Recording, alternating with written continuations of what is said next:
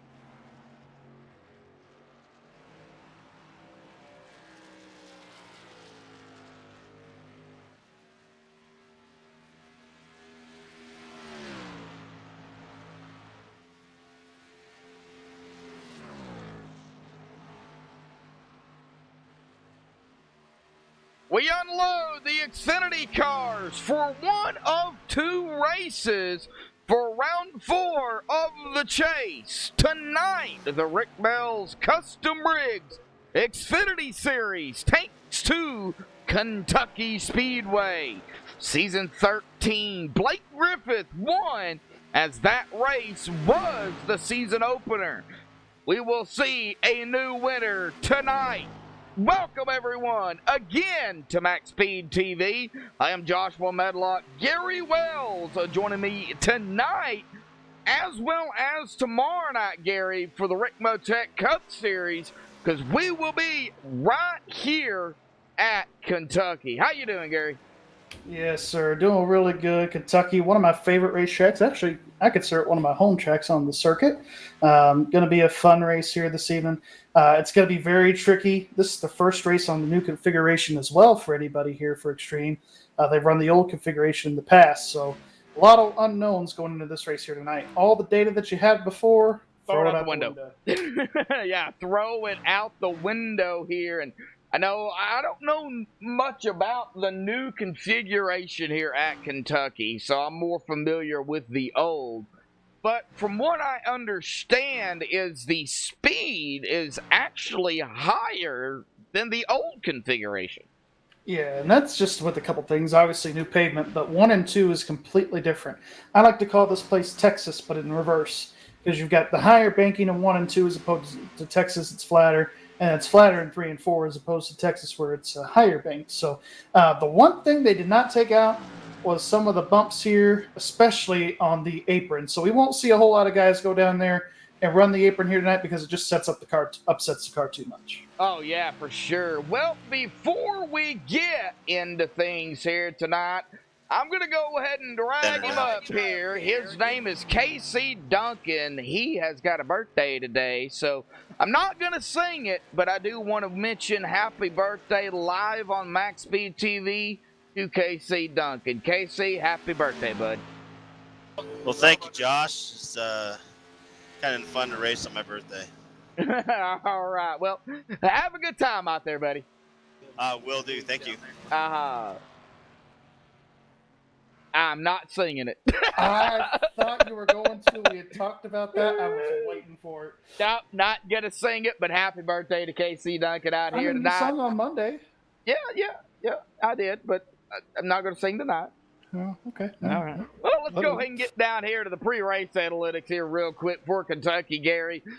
We got an air temp of 84, track temp of 95, 150 laps here tonight, and you would think that would be a lot of laps, but I mean, they're putting in high 30-second laps here, 30.7, 30.8, so they're going to get around this track pretty quickly. 225 miles. Okay, we'll stop there. We'll go to the fuel real quick, about 35 to 40 laps. We got a pit road speed of 45 here tonight, pace speed of 55, but I want to talk about more of that tire window, of those tires. About 15 to 20 to 25 laps, these tires are going to fall off fast. Yeah, with as slick as this track is, the tires are going to fall off pretty quick. We got a cloud covering the track right now, so it's going to make it a little bit easier to negotiate around this surface, but that right front is going to burn up pretty quick, and you get loose in 1 and 2 pretty good, so you can also burn up the right rear here, the right front and the right rear, so those are going to be critical.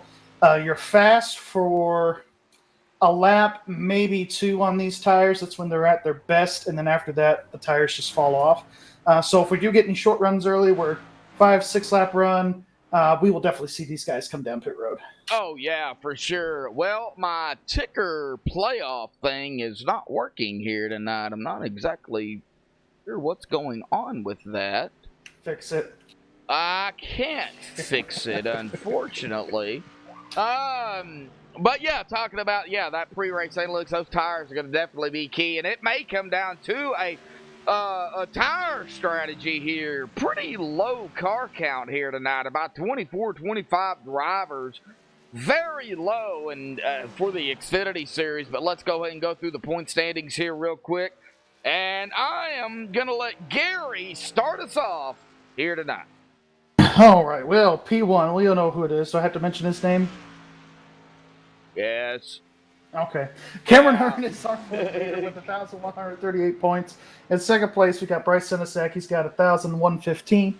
In third place, we've got Alan Elwood. He's got 1,106. In fourth place, it's a tight battle for third, actually. GT Hawkins, he's got 1,105. Fifth place, it looks like we actually have a tie for fourth there with Willie Nelson as well, 1,105. And then rounding out the top 6, it's going to be Ed Morris. He's got 1,104. All right, Vroom, Nicholas Vroman in 7th with 11.02. Now you can see that is behind the leader of Cameron Hearn. So Vroom 36 back. Scott McClendon in 8th, 10.92, 46 back. Darren Bruce in 9th, 10.88. He's 50 points behind Cameron Hearn, and Darren Bruce is actually my pick here tonight for this race. Austin Hill in 10th. 1084, 54 behind Cameron Hearn. Garrett Heath down a spot in 11th, 1051, 87 back behind the leader. And Zach Willard going to round out the top 12 with 1048, 90 points behind Cameron Hearn. And if you look at it, Garrett Heath, Zach Willard, probably Austin Hill. I mean, Austin, if he can make up some ground tonight and next week and everybody have a bad race, I mean, he could pull himself up to maybe the champion, for the Xfinity Series. But, man, he's got a lot of work cut out for him. Right now, I would say Garrett Heath, Zach Willard might be out of it. Well, yes, mathematically they are both definitely out of it. I'm sorry, I'm going to count really the top. Anybody below 6th, below 7th is out of it because Scott McClendon, he's a full race behind. Cameron Hearn. Yeah. So he would need a lot of help. All these drivers would need a lot of help. They would have to hope that Cameron Hearn, Bryce Senesac, Alan Elwood, GT Hawkins, Willie Nelson, Ed Morris, and Nicholas Froman, that they get in a wreck all together lap 1, turn 1. That's basically what they would have to hope for. Yes. They're out of it. Really, honestly, I think Cameron pretty much has this deal locked up. I know he's got a 23-point lead, so he's got about a half race cushion tonight. Say he wins tonight, which would be 4 in a row this season. He has not done that yet. If he wins tonight, it'll be 4 in a row. And also, he would only have to really start his car for Homestead. He wouldn't even really have to try next week. No, I mean, and he wouldn't. And we're just speaking it real here. I mean, Cameron Hearn, he's been the dominant factor here. We'll get more on that later on. We're coming down to qualifying here, folks. We will go ahead and step away, play the national anthem. I know Gary has some stats. I don't know if he's got a whole lot, but he's got some, as usual. But we'll get back to that here as they get into qualifying. National Anthem by Madison Rising coming up next.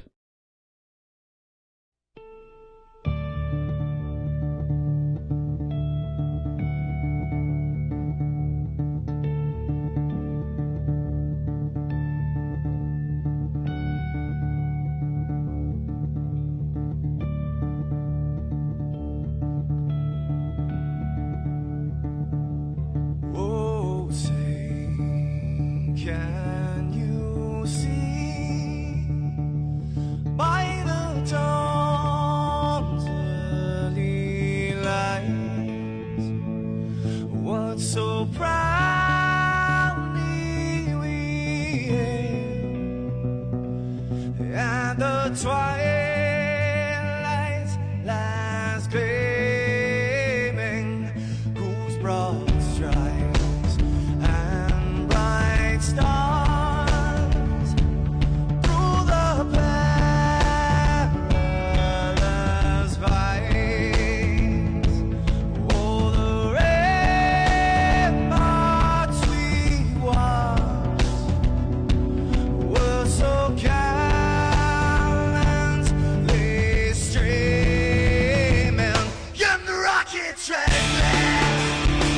the bombs bursting in air, gave proof through the night that our flag was still there. Oh, traitors that star-spangled banner, yeah, wave for the land another free. You're the home of the brave.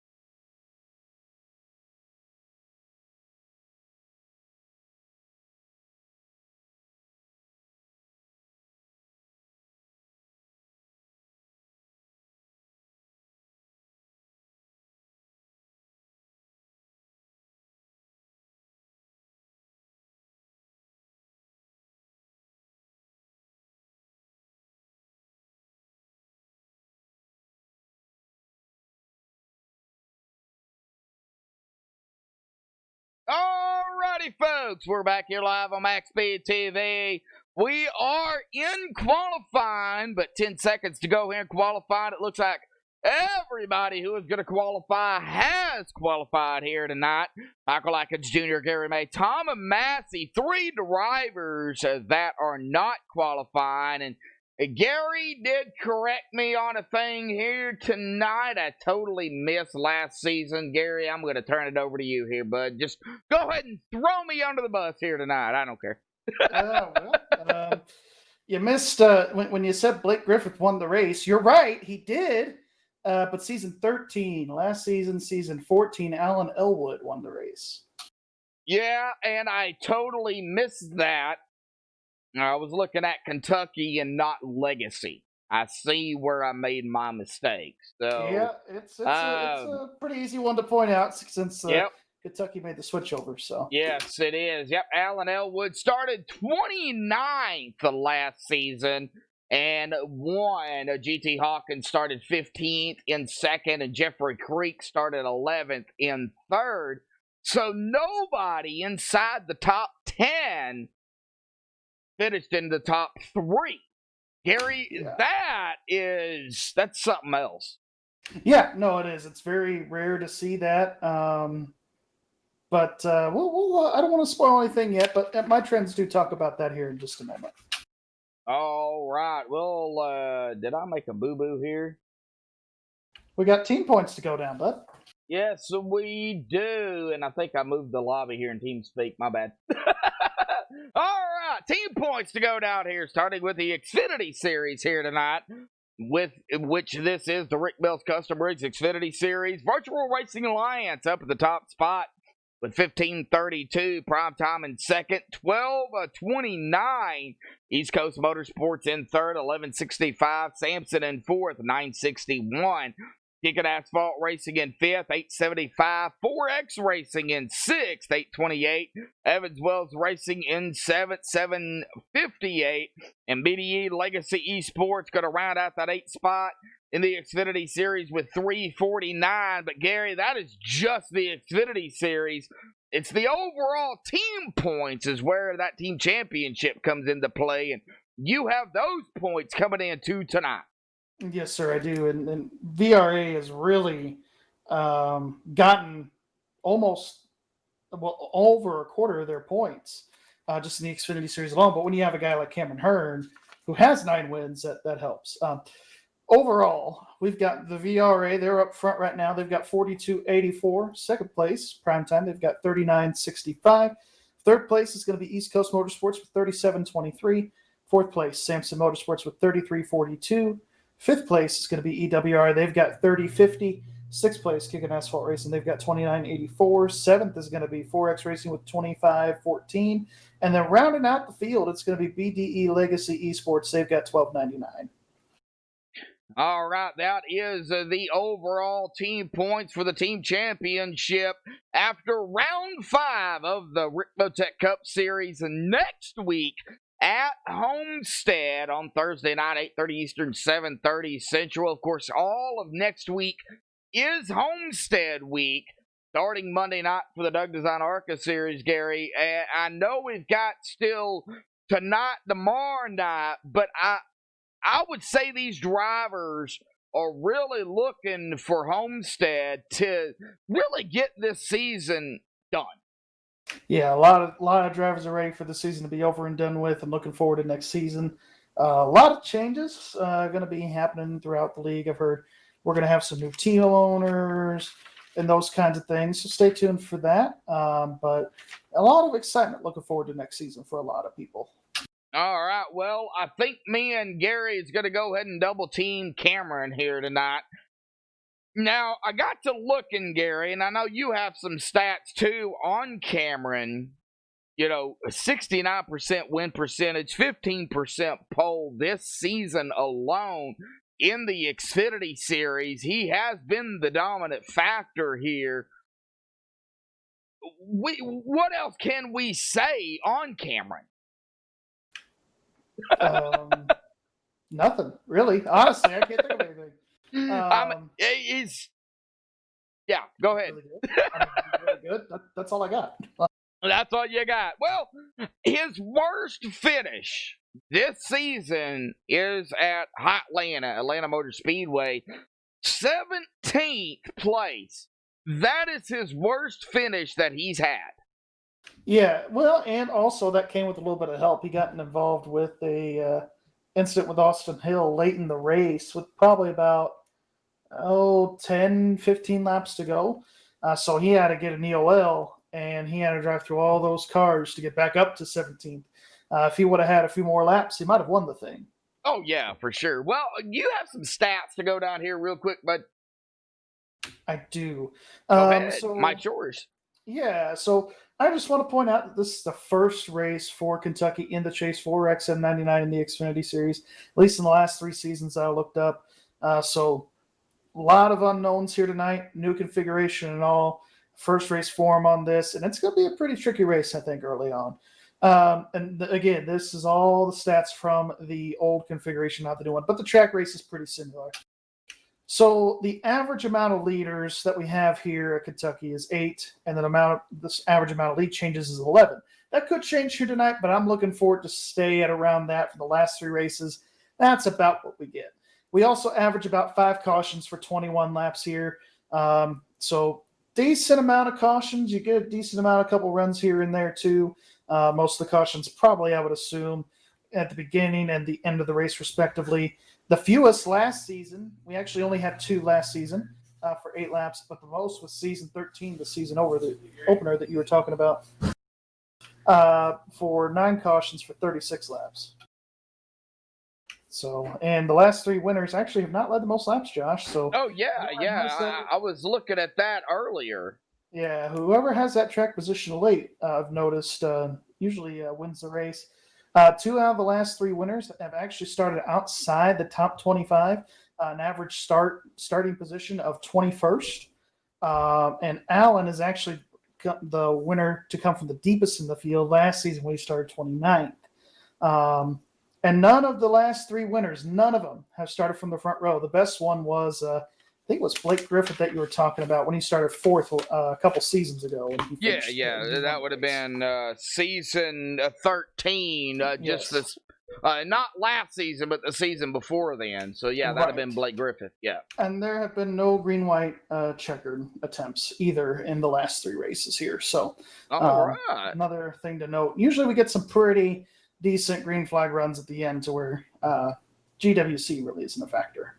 Oh, yeah, for sure. Well, let's go ahead. Before we pull up our poll sitter here, let's go and check on who we have in chat here tonight.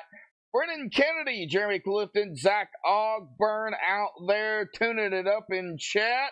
Looks like we got Cody Kapner out there as well. Brennan Kennedy there Chatting it up down at the bottom. Brian Odell joining us as well. We got 4 likes, 15 viewers here already. Glad to see everybody out there. Thank you, Rick Bell, for coming on board here this season to sponsor the Xfinity Series for Extreme Motorsports and 99.com. A shout out again to our admins tonight, Jacob Lee, Calvin Herring, Brett Cool, Rick Donathan for putting on an awesome league over here at Extreme Motorsports and 99.com. And I say it every night, and I'll continue to say it. Gary Wells, always, usually, if he's not taking a break, up here in the booth. Gary, as always, glad to have you, and thank you so much. But what do you say we go ahead and bring up our pole sitter up here real quick, which is going to be, well, Alan Elwood. And how about you interview him tonight?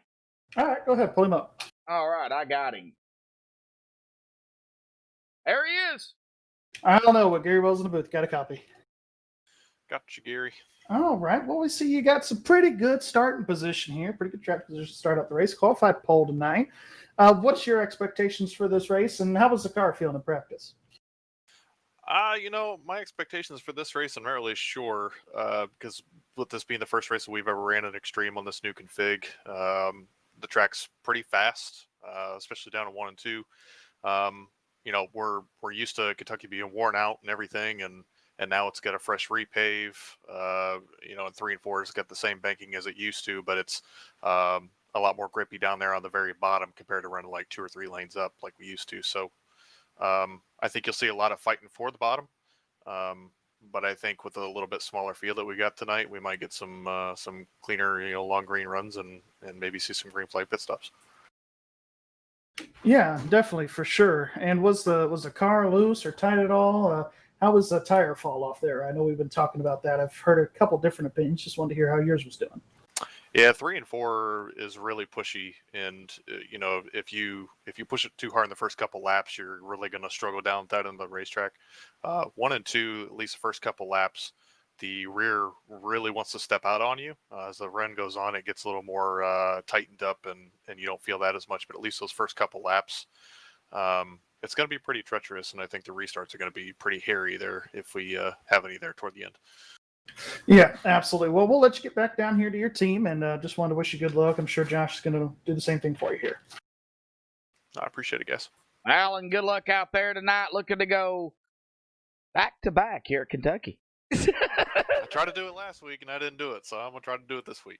No pressure. No pressure. No pressure, Josh. Don't put pressure on anybody. I know that. Good luck, Alan. See you, Alan. Thanks a lot. Thanks, guys. Yep. All right, that is Alan Elwood. We got about 3 minutes. Let's get back to mid-pack. How about we interview do you want to interview the 43 or shall I? You could do it. All right, I'll go ahead and bring him up here. Logan Keiss, buddy, do you have a copy? Yes, sir. Well, Logan, you're out here qualified 14th. We've got a long race, 150 laps. How is this new configuration out here in these Xfinity cars? These cars are crazy. Talk about it. It's really loose out of 2, and it's really tight out of 4 because it's really banked in 1 and 2, and it's really flat in 3 and 4. Well, how much speed can you get, and can you get any draft off of anybody? I don't really think the draft is going to play much of a factor here tonight, just because of how these cars are. It's hard to draft even at Daytona in these cars. They don't really suck up well to the car in front. But you carry a bunch of speed down into 1, and you're on the gas most of the way down into the corner, and it gets really hairy as you get to the middle. If you get below that black patch, it gets really loose really quick. And you really got to drive it up off the corner and hope you don't spin out. All righty, Logan. Well, 150 laps here tonight, buddy. Good luck down there in that number 43 machine. Hey, man, we'll hope to see you up here at the front later on in the race. Maybe grab the win here tonight, bud. Yeah, man, we'll see what happens. Hopefully the MaxSpeedTV Mustang is in one piece by the end of this thing. Yeah, let's hope so. Yeah, good luck, Logan. Thank you. Uh-huh. All right, who do we get next? Let's get somebody that didn't qualify, shall we?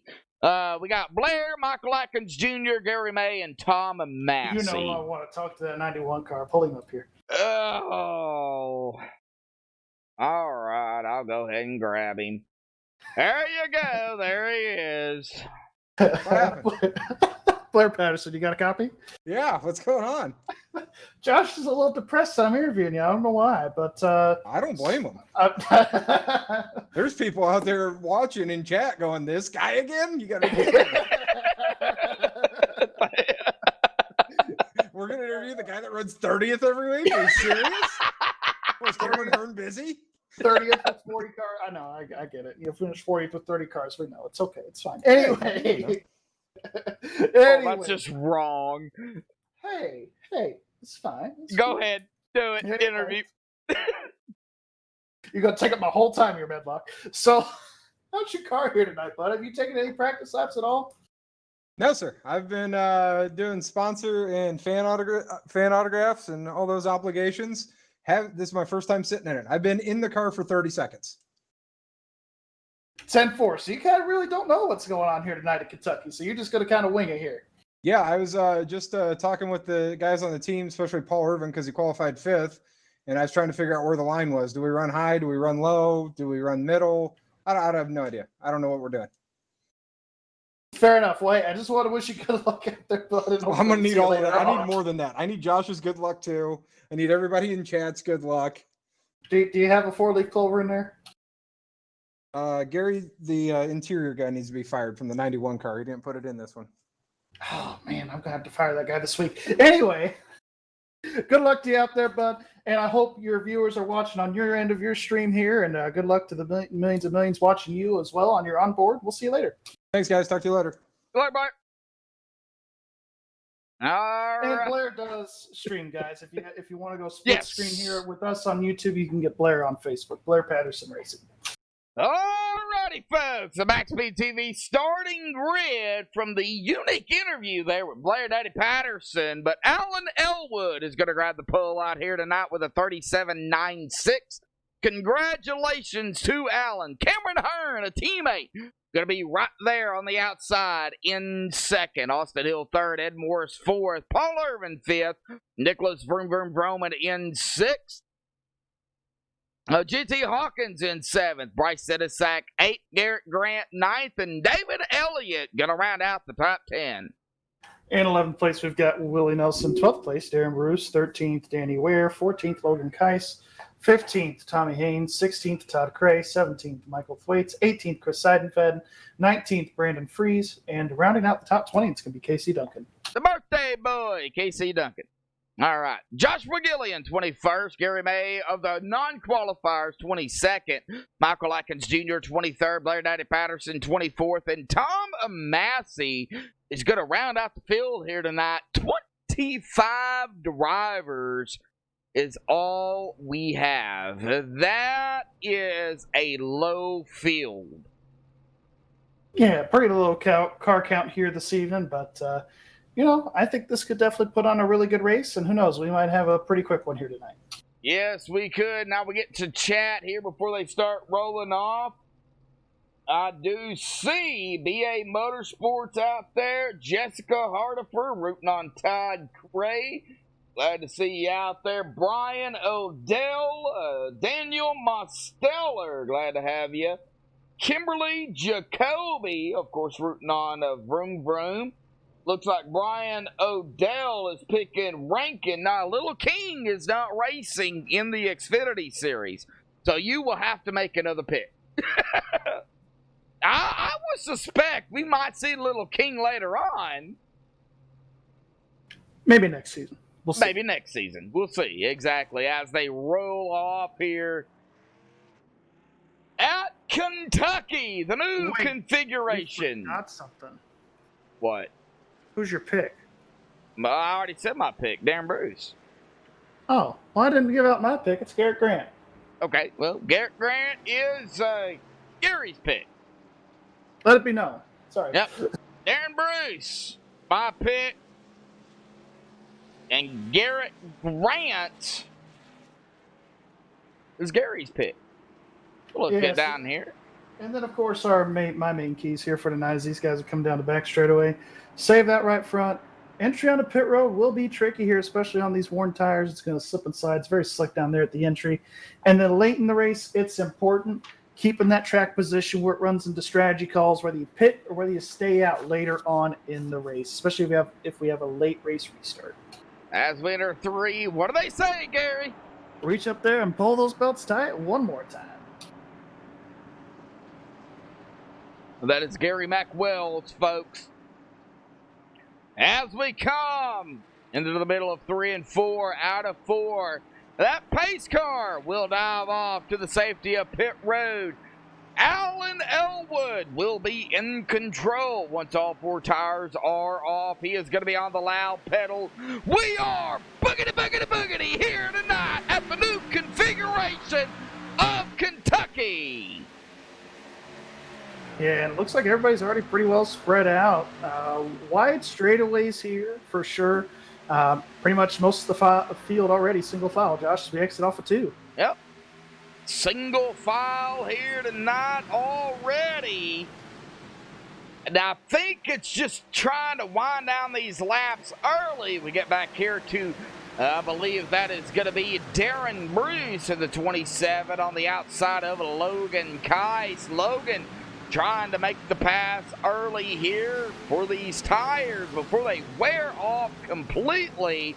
We got side-by-side going up here with Vroom Vroom Vroman and the 14 of GT Hawkins out of 2. Yeah, decent battle going on there. It looks like GT actually reeling in the 8 now with Paul Irvin coming off of turn 4. Takes about 3 to 6 laps, I would say, for these tires to come into play. Looks like Chris Seidenfaden did not start the race here tonight.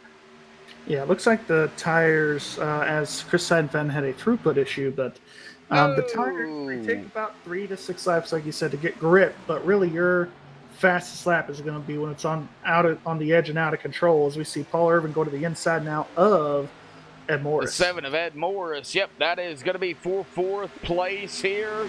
Almost some 3 wide, but not quite yet. I think GT might be thinking about it. Vroom Vroom, Nicholas Vroman kind of fell back here about a spot. So he's still running where he started. But single file here early on, I think is what we're going to see. Just get heat build up in the tires, find the groove that you're comfortable with, and go from there. Yeah, it's all about comfortability here at Kentucky. But I tell you what, you can run at this racetrack, but you really can't hide, especially in turns 1 and 2. Pretty narrow. They've extended the apron down there. And of course, with the higher banking, it's really only about 3 lanes, where around everywhere else on the track, it's about 4 or 5 lanes. Looks like Michael Atkins Jr., Tommy Haynes got a new battle here side by side. Michael to the inside of the 17. That is for 17.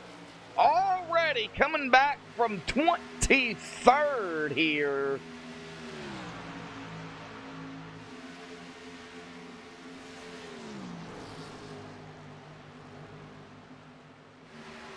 Yeah, it looks like Tommy's going to fall back even to the 19th position early on, as Brandon Freeze was able to get around him there pretty easily. Still 1 and 2, pretty much really our top 3. They've kind of had a little bit of a pull away over 4th place Paul Irvin. Alan Elwood still leading here. Then, of course, it's Austin Hill right behind this group. And it's Paul Irvin and GT rounding out the top 5. Yep, just single file, not a whole lot going on right now. Winding down the laps, just getting these laps kind of wound down, I think is the biggest key. We get back here to Tommy Haynes again. Old birthday boy, KC to the inside of Tommy Haynes. That is going to be for 19th. He's going to make the pass there on Tommy, as Tommy is falling back. We've got a battle. Well, that didn't quite stay a battle, as GT did get around Paul Irvin.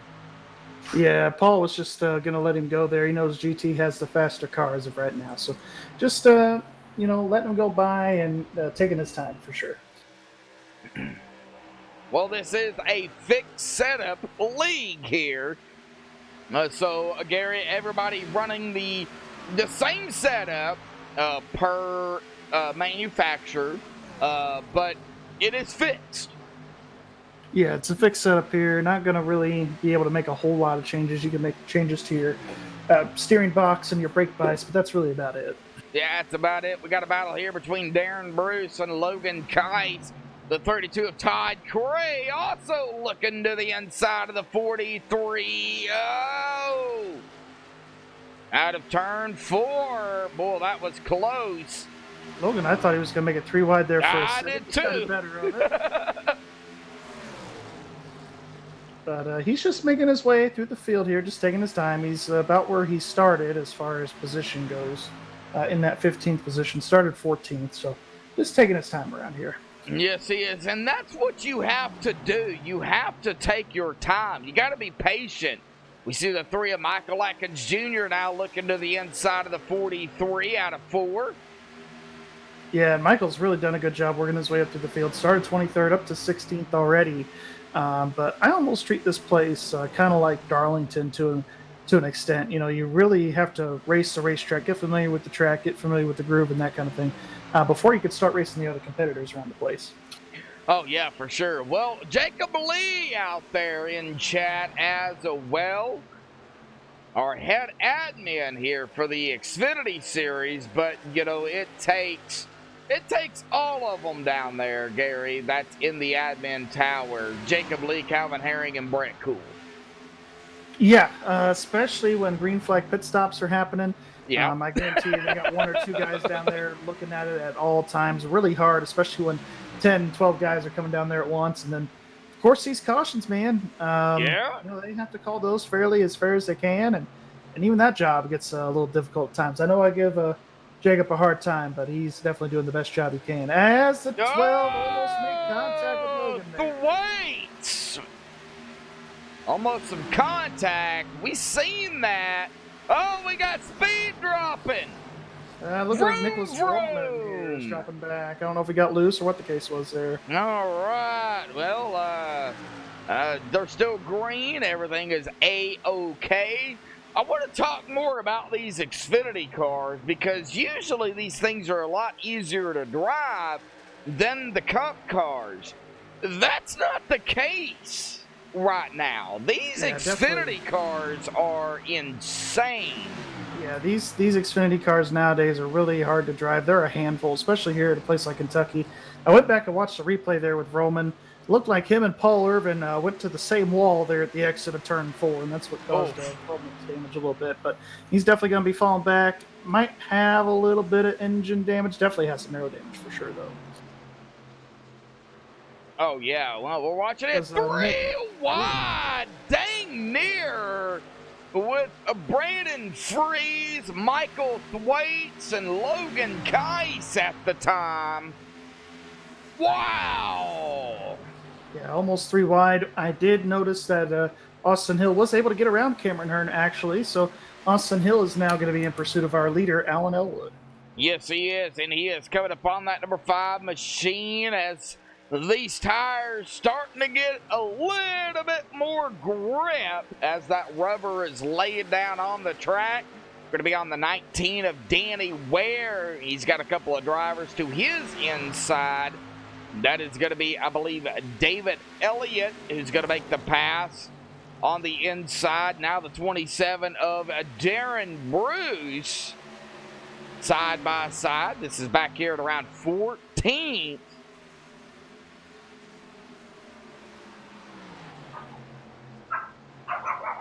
Yeah, and I know Alan was talking about how you can really get a lot of grip down there next to that yellow line. But if you time it just right, there can be a second and maybe even a third groove up there toward the top here at Kentucky. Well, Xfinity is usually easier than the Cup. Usually. Not always. Not Not always. always. These guys definitely have their hands full, especially in 1 and 2. That car really likes to step out. Well, The Cup usually. with the higher downforce these days with the new package, those Cup cars are pretty easy to drive. They're harder in different ways. The aero push is a lot greater in those cars compared to these cars here in the Xfinity Series. Oh, yeah. I'll agree to that. 100%. Watching Todd Gray. Oh, the 42 and 32 almost connected. Yeah, these guys are really trying to maintain their patience. They know it's lap 18 out of 150, so really got to watch your stuff here, manage your tires, and manage your tempers for sure, as the race goes on. A little bit of short track tempers. Well, you can have those anywhere, but especially if you get taken out early in the race like this, give and take. Definitely going to be, key as always, but definitely early on in a race like this. Oh, yeah, and I see Davey Hendricks out there in chat saying it. Oh, yeah, Todd Cray. Yes, he did. I see Davey Hendricks out there in chat saying it used to be easier with the old Gen 6. So, yeah, you go. The 42 into the wall. Paul Irvin also. There is no caution here, but let's go back and take a look at what happened. Paul Irvin was running up here ahead of the 3. He did lock it up, but he was able to save it, so that's why there's no yellow. Okay, so we're going to go back here on the MaxSpeedTV replay and take a look here real quick. Ooh. And the 8 of Paul Irvin on the outside of the 42. Then right there, maybe a little bit of a net coating hammy action, as I like to call it, there between the 8 and the 42 machine. It looks like everybody is A-okay. Austin Hill really starting to close in on the back bumper of Alan Elwood, our pole sitter and leader here. Austin able to get down to the bottom a little bit quicker and a little bit better than Alan is. 21 laps on these tires here. Since the drop of the green flag, I think Austin has just been doing a little bit of a better job than Alan saving his stuff here early on in this race. Saving that right front. Saving that right front and that right rear, because you can use a lot of right rear at the exit of 2. And like Alan was saying, early on in the race, if you push it too hard in the 3, you definitely use up the right front. So looks like Austin's been able to save his stuff, and these guys can go about 40 laps, give or take a few. I've heard as many as few as 40 and as many as 45. So kind of a mixed bag here a little bit, but we don't get told the truth. We get a guesstimate, and if they break my trends, break our windows at this point, I don't care. No, we got a pack of vehicles back here to run David Elliott. The 12 of Thwaites, the 27 of Bruce. We got Brandon Freeze in the mix. We got Danny Ware right up ahead of the 12. This is back here around 11th. Oh, squeezing out of 2 there. Very close. Somebody hit the wall. I believe that might have been the 19 of Ware. And Casey Duncan is also in this mix as well. All right. Yep. Vroom, and vroom. Austin Hill making a pass for the lead, Josh. Austin Hill. Yes, he did. Up to the lead. 24 laps into the run here tonight. Fuel laps at about 35 to 40. Do you think we may see these drivers maybe come down early? I think you might see a couple of guys come down around lap 37, lap 38, because it seems like the start of the race with the cars idling on pit road and the pace laps does use a little bit more fuel. But I would imagine most of our drivers here are on schedule to pit at around lap 40, lap 42, somewhere in there. Jesse Ingram out there in chat, rooting on that number 40 of Joshua Gillian back here, running his race. Currently running in 23rd. We're going to caution. Brandon Freeze. Oh, and then he takes a hit there. It looks like Blair Patterson might have got into him there. Looks like Logan Keiss, I think he was able to dodge it, but it looks like it starts with the 2 of Brandon Freeze, gets on the apron, and Danny Ware's right there in the 19. All right, going back here with Brandon Freeze to figure out what happened. Is okay through the tri-oval, now down into turn 1. Got the 19 there on the outside. Oh, I believe there might have been some contact there between him and the 19. Maybe some net coating that started that. And that spun the 19 hard into the outside wall. And then right there we see the 95 and nowhere to go. Yeah, the 91 of Blair, nowhere to go right there. And then Logan somehow, and the 8 of Paul Irvin, these guys were able to somehow get to the bottom as Logan does make contact there with Paul. Oh, a little bit of contact. All right. Looks like a lot of EWR cars involved in that one. All right, you're going to have a talk with them. Anyway, cha-ching, you know.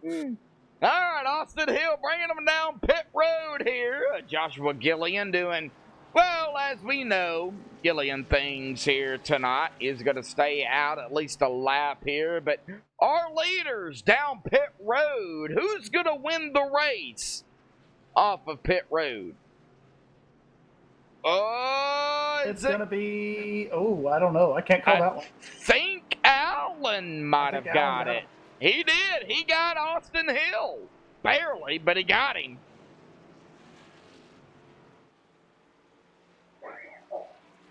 And the 19 will be getting the EOL after contact with Brandon there under that caution. All right. So that is what we have here. First caution of the evening. Lap 25, 19-2, 19 EOL.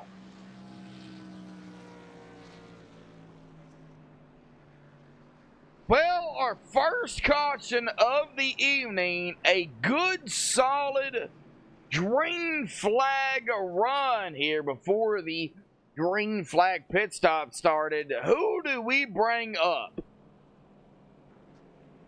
That's a tough one.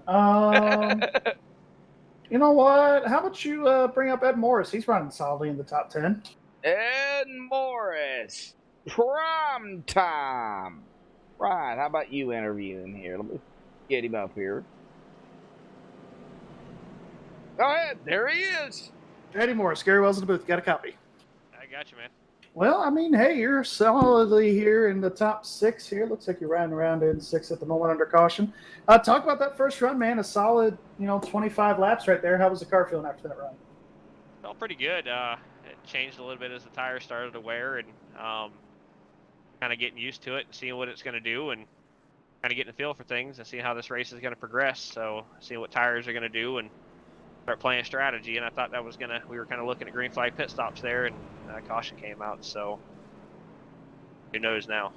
Yeah, definitely coming out there at a decent time for you guys. Not necessarily the worst or the best, but how about turns 1 and 2? I've been hearing that's a pretty tricky spot, especially early in the run. About middle of the corner, that thing just wants to snap around. Does that tighten up at all over the run? It does a little bit, yeah. It gets quite a bit more comfortable about 5-6 laps into the run. So, but right there at the beginning, you got to feather it. It's a little tricky. So. All righty. Well, good luck to you here the rest of the way, and hopefully we'll be talking to you later. I appreciate it, man. No problem.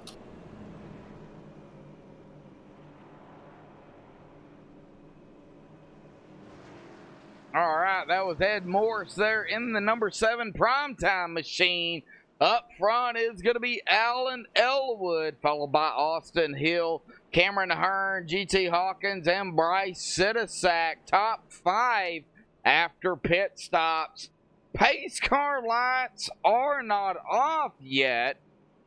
Yeah, I saw some stragglers in the back. They were taking advantage of this extra pace lap here to top off some fuel, maybe even repair some damage to their cars if they have any.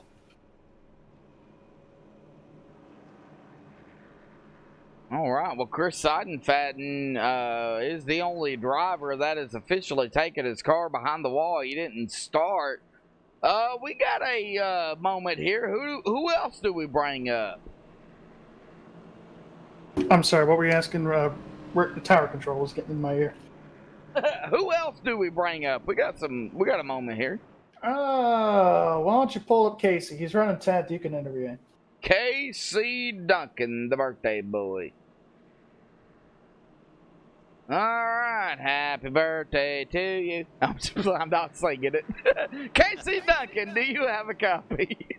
I got you, Josh. Well, happy birthday again, bub. You're running here, currently running in 9th. You started 20th. How's your racing going for you, bud?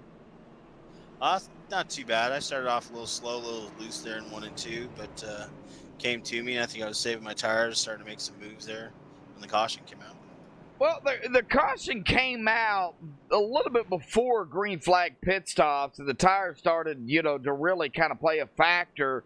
What do you think really is going to be the key here? Is it going to be really taking care of those tires as we come to 1 to go? Well, if we can stay green and get some green flag laps, then yeah, I think tire play is going to come into effect. The long runs will definitely win out, but we just got to make sure we get those green flag runs. All right, KC, good luck down there, and again, happy birthday, bud. All right, thanks, Josh. Uh-huh. All right. Well, And by the way, Gary. our top 6, all chase drivers. Just wanted to point that out here for this. Oh, restart. yeah, definitely, because ATVO is not working tonight, so.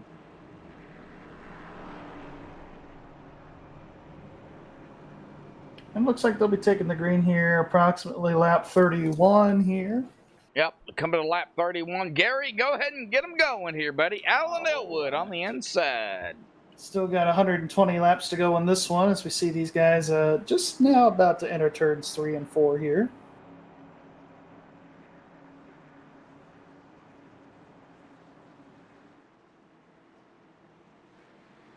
Ooh. And it looks like we've got the lights off here. I think Al also was just practicing his restarts, making sure he doesn't have any wheel spin. That's pretty common practice for a lot of guys. So I think he was just checking that out. Pace car is off though. Also really wants to time that restart, but I think Alan's just going to go a little late. Green flag back in the air. Back underway here at Kentucky. Of course, Cameron got the word of when Alan's going to go, so he's going to go up in a second spot here. Alan's going to fall, or I'm sorry, Austin Hill's going to fall back in 3rd. GT Hawkins 4th, and it looks like Bryce Sinisak in 5th. 09 and Bryce in 5th there. Single foul once again. Oh, no! KC Duncan! No, we just interviewed that guy. Oh, no! The MSTV curse continues. Oh, man, I hate it. I feel bad. I'm going to let Gary control it here tonight, so I'm done. He was out of shape. He just kind of self-spun. Not a whole lot of critical damage to the car. He's got a little bit of left front fender damage, but that's really about it. Nothing really significant. Well, looking at it here on the MaxSpeedTV replays on the outside, and he just lost it. Yeah, and that's a tricky spot there. He goes hard, though, there into that safer barrier. He hits it pretty good, but left front damage. He didn't hit it head on, so I think that's probably the best thing for him, but he did hit that at 135 mile an hour. Yeah, that's still a lick. Well, it strikes again here tonight, folks. I hate it for KC. Man, tough break. Well, we're under caution here again. Who do we bring up real quick? Because we're going to have time. How about we bring up somebody that has made their way from the back of the pack? That's going to be Michael Atkins Jr. You want to interview him? You just don't want to take the curse. Go ahead, pull him up. All right. Go ahead, Gary. Michael Atkins, Gary Wells in the booth. Got a copy. Gotcha. Well, bud, great progress to the field through the first 30 laps, up to 8th place after starting in 23rd. How's your car? It feels pretty good. It's rotating pretty good. I'm just, taking my time, trying to save the tire as best I can, and now I'm up front, so I get to see how these guys line their running and adjust to that. So we'll see how it goes. Through 30 or so laps here tonight, what is the trickiest part for you? Managing tires. It gets tighter, and tightest really, really quick. So whoever can manage the tires best, I think, will have the advantage here to win. Absolutely. Well, we want to wish you good luck here the rest of the way, and we'll hopefully be talking to you later. Yes, sir. Good luck, Michael. You got it, Josh. All right, East Coast Motorsports, Michael Atkins You're not Jr. supposed to say a word to him. You'll jinx it. If you talk to him a little bit, it's a jinx. I know you got to pick on me, Gary. Quick caution here. It looks You like also didn't say once, so it's okay. You didn't say that the other day, so you're fine. I'm good. I'm good. Well, looks like Cameron Hearn. Lights are still on. Yeah, lights are still on. Let's bring up. Oh man, how about we bring up somebody from the back here? How about Gillian here? Go ahead, pull him up. I gotta find him. All right, he's down there in the Xfinity lobby. Oh. All right. Joshua Gillian, buddy. How you doing out there tonight? Oh, Lord. I'm doing good. Not doing things. You out there doing Gillian things, as we always see out here for Extreme. How's the car feeling? A good solid 25-lap run and then another quick caution there. How's the car feeling after the tires really start to fall off? 1 and 2 is perfect, man. But 3 and 4, I cannot get the hang of that place at all. Is it a little loosey-goosey, as I call it? It's just tight. Oh, it's tight. Oh. Anything else that maybe you need to do to maybe back up that corner? No strategies, of course, but, you know. Use the brake. Learn to drive better. That's I'm just good. out here having a little bit of fun, man. Yeah, That's all right. it. Yeah, we know it, Josh. Well, man, glad to see you out there. Good luck out there. Hey, we know what's going to happen. Check, don't guess. You know that's right. Oh, yeah. I give it like 3 or 4 laps. I'm going to be in the wall now. Hush. He knows. He knows. Good luck, See you, Joshua. Good luck to you the rest of the Appreciate it, day. guys. Wow. You were thrown under the bus, my friend. I was thrown under the bus we loaded there. up the 18-wheeler for you. We ran that over you, too. So That's why people love me, because I don't care. Alan Elwood, Cameron Hearn, Austin Hill. For us when the green flag's going to come out. Bryce said us that. Well, clean to the track, Jacob. Well, let's see here what we got. Of course, on the back stretch here out of 2. Thank you, everybody, for tuning in here tonight. We do appreciate it. About 27 here watching. 13 likes so far. We got Ryan Branshaw out there saying, hey, Josh. We got Storm Chaser Rhodey. It's MaxSpeedTV, but it's Josh Medlock up here alongside Gary Wells with me again here tonight. And he will be with me tomorrow night for the Rick Motec Cup Series as well. So glad to see you out there, Rhodey, as always.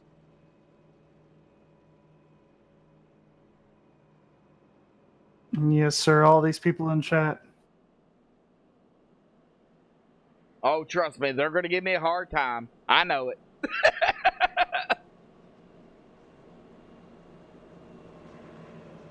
And there's the lights off on the pace car. Here we go.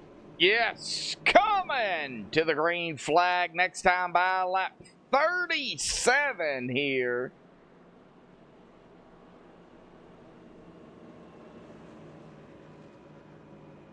It looks like it's almost 6 o'clock time in the sim here. So these guys, we might see the lights turn on here tonight at Kentucky Speedway, Josh.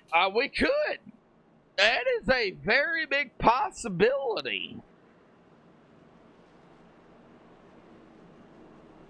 And of course, that will change the handling on these race cars. The track temp, the air temp hasn't dropped at all. It's 84 degrees, but the track temp, when we opened the show, was 95, and now it's 88. 88, yep. As you Track can see temp has cooled off. there. Well, Gary, I'm going to go ahead and let you get them going here again tonight. Go ahead, buddy. Yeah, we need a redo on that one here. Yeah. Go ahead. Looks like the green flag here going to be dropped on lap 37. And the pace car going to be making that left-hand turn on the pit road. And Alan Elwood back in the gas. Green flag back in the air. Underway once again at Kentucky Speedway. Alan gets a good jump. He's going to be able to clear Cameron Hearn right there, but they're going to be side by side. Austin Hill! He's not going to waste any time, though, for second. No, Look at Austin. And here comes GT. Don't count him out either in that 14 car. He's going to want to try to get around Cameron Hearn. Well, they're gunning for Hearn. Looks like Austin's going to be able to clear Cameron right there. Yep. Are you live? Because I'm down into the tri-oval across the stripe. No, I'm live. Oh, okay. Gary's getting them before me again here tonight, folks. Yeah, I think Austin, it takes him a couple laps to get going, but once he does, man, he's going to be... Oh, a huge wreck back here. Yeah, looks like the 42 is in it, the 95 is in it. As we go back and take a look at this quick The caution. 95 got loose, I think. All right, well, we're on the 95 right now. Maybe Vroom there's vroom. contact with the 24. Three wide, potentially, right up ahead of Vroom Vroom. Not quite three, but... Oh, no! There may have been some contact there from the 24 machine. Let's get a chase view on this. Some contact there with from the 24 there. I'm trying to see what causes this yellow. I guess they just wrecked behind this group. Oh, man, that was close here. I mean, well, I'm looking at it here at a chase view. There's definitely some contact there, Josh. Contact, some net coating, potentially. But, yeah, this is going to be a close call. However, that is definitely going to spin the 95. He's going to get loosey-goosey, as I call it. Going to slow it down. There's the 32, and then right there's the 42. Yeah, the 32 was just trying to get around the 95, and it got Nick loose again. So he was just trying to save it. And then it's just on from there, a pile up in the back. Let's get on to the 42. He took a hard lick on the outside of wall, front and rear end damage on David Elliott here. Looks like we go back up live. They are on pit road here tonight. Well, talk about the caution of... Well, it looks like our top 7 for the moment have stayed out. Actually, top 9, because it looks like Gillian pitted that last caution. Same with Casey Duncan. But everybody else, Josh, looks like everybody's pitted. All right. Well, we take a look at the last caution. Caution 2. Of course, the 11 was at fault. 11 will receive an EOL. Call that as netcode. Netcode will receive an EOL here tonight. So, Danny Hamlin, you got a netcode here, bud. You're going to get a EOL.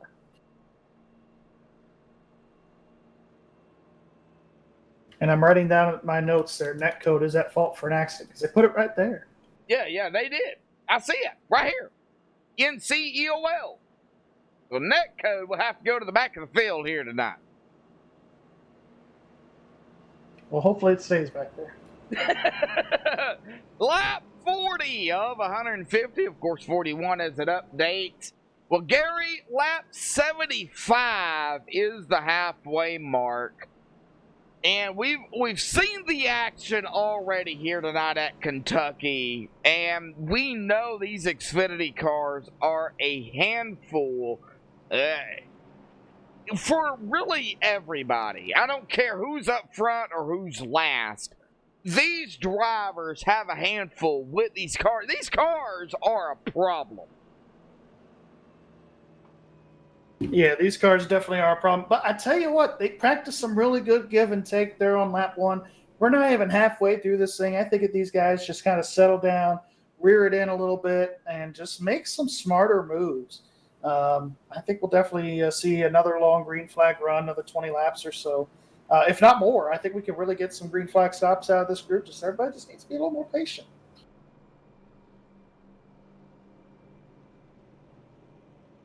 All right, we're seeing chat going on. Please keep it clean in chat. I do have moderators, just so you know.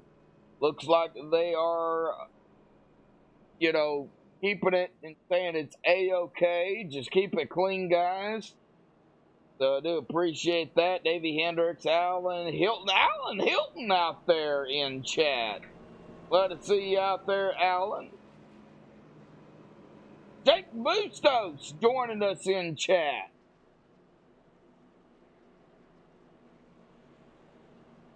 Alan Hilton saying, is that the Austin Hill? Really? Yes. Oh my God, Alan, you should know that by now.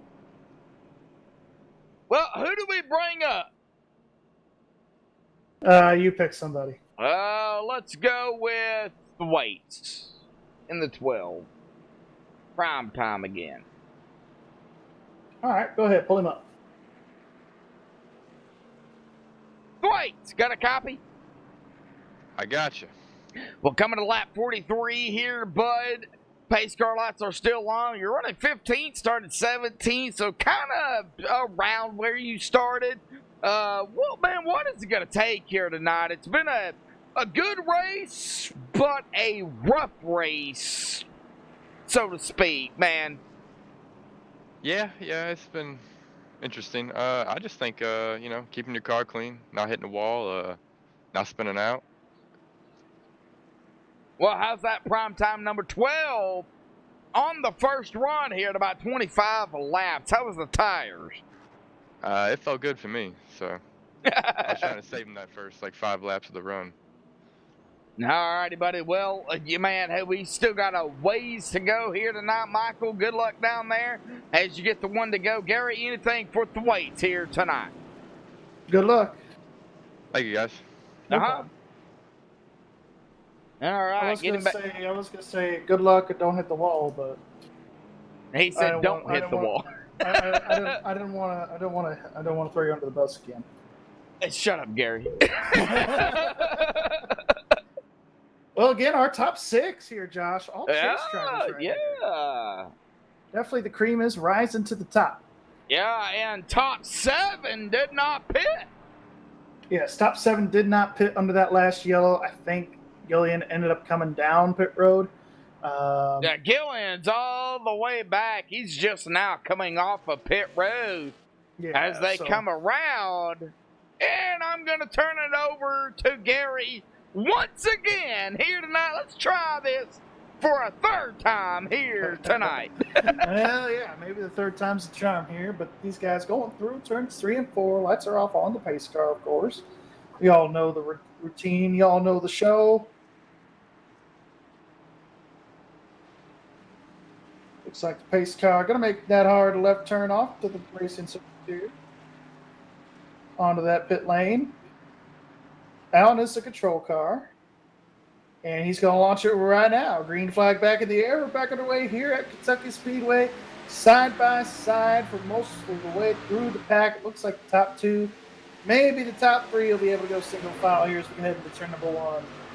All right, turn number 1 here. Back here with Bryce Senesack coming from 8th to 4th. He's on the outside of, coming from the 11th place into 4th. Willie tuning up the band. Nelson. That is not the real Willie Nelson, but it is the real Willie Nelson here on iRacing for Extreme Motorsports there in that number 20. And it looks like back to single file already. Gary. Huh? I think they heard my pep. They might have. Tommy Haynes back here. Started 15th, running 14th. He's got the 27 of Darren Bruce, DB, to his inside. Logan Kites, is he going to split the gap? He was real tight with Danny Ware there coming off of turn number 4, wasn't he? No gap there. Not going to go 3 wide, but he's good gonna go to the inside. Lord. Almost contact with a teammate. What's All that right, thing there Logan. used to say? Oh no, that's a teammate. That's a teammate. Now side by. Oh, Logan! Oh no! Come on, Logan, what are you doing out here, bud? The 05, Tom Massey, Gary May gonna get around. I think Logan might be trying to save his stuff here. I really do. He has fell all the way back to 18th. We got back up here to some company going on. We got Todd Cray, we got birthday boy Casey Duncan, we got Thwaites and Darren Bruce, as well as, I believe. Oh, I thought he was going to make it 3 wide there for a second. He still might. Just 2 wide. Thwaites being really aggressive here on this restart. He wants to get back into that top 10. Started 17th. Really hard for 11th here, though. 11th, yes. Battle of cars right here. You can throw a blanket over these guys right now. On the road again. I can't wait to be on the road. I'm sorry. I see it in chat. Was that a Willie Nelson song you just dropped? Yes, it was. Jake Bustos. Copyrighted. Blame it on Jake Bustos out there. Jake, do you want us to lose our credibility? Battle for the lead. Austin Hill, Alan Elwood, G&T right there with them. But Austin, will he lead this lap? Yes, he will. Half a car length there. Awesome Austin Hill. That's what I call him. Battle for second now. It's going to pull back to third. I don't know. Yeah. Well, they're still side by side. GT has the preferred line, though, going into turn 3. I think he's going to be able to clear Allen, and he does. Yeah, he does. GT up to second. Allen back to third. Willie. He's got company behind him. Cameron Hearn and Bryce Sinasak. Cameron going to overtake that. Man, these two. Oh, Tom Massey. He's coming down pit road. What? He always has some off-the-wall strategy here, so I just like that one. Oh, KC Duncan doing battling back here with a 10 of Gary May. That is for that 15th position. Can't forget about these drivers. Boy, what it would be for a birthday gift for KC to win it here tonight, man. Yeah, it really would be. But I tell you what, even though Kentucky may not produce the best quality racing for the lead, you were kind of pointing it out, Josh, with all these battles here back in the top 10, into the top 15, there's really some good side-by-side racing all around this racetrack. Oh, yeah, for sure. You know, every once in a while, we'll see the leaders. You know, they'll battle it out for the lead. But I think he's getting closer to the back bumper. I think the biggest battles, though, are back in the field.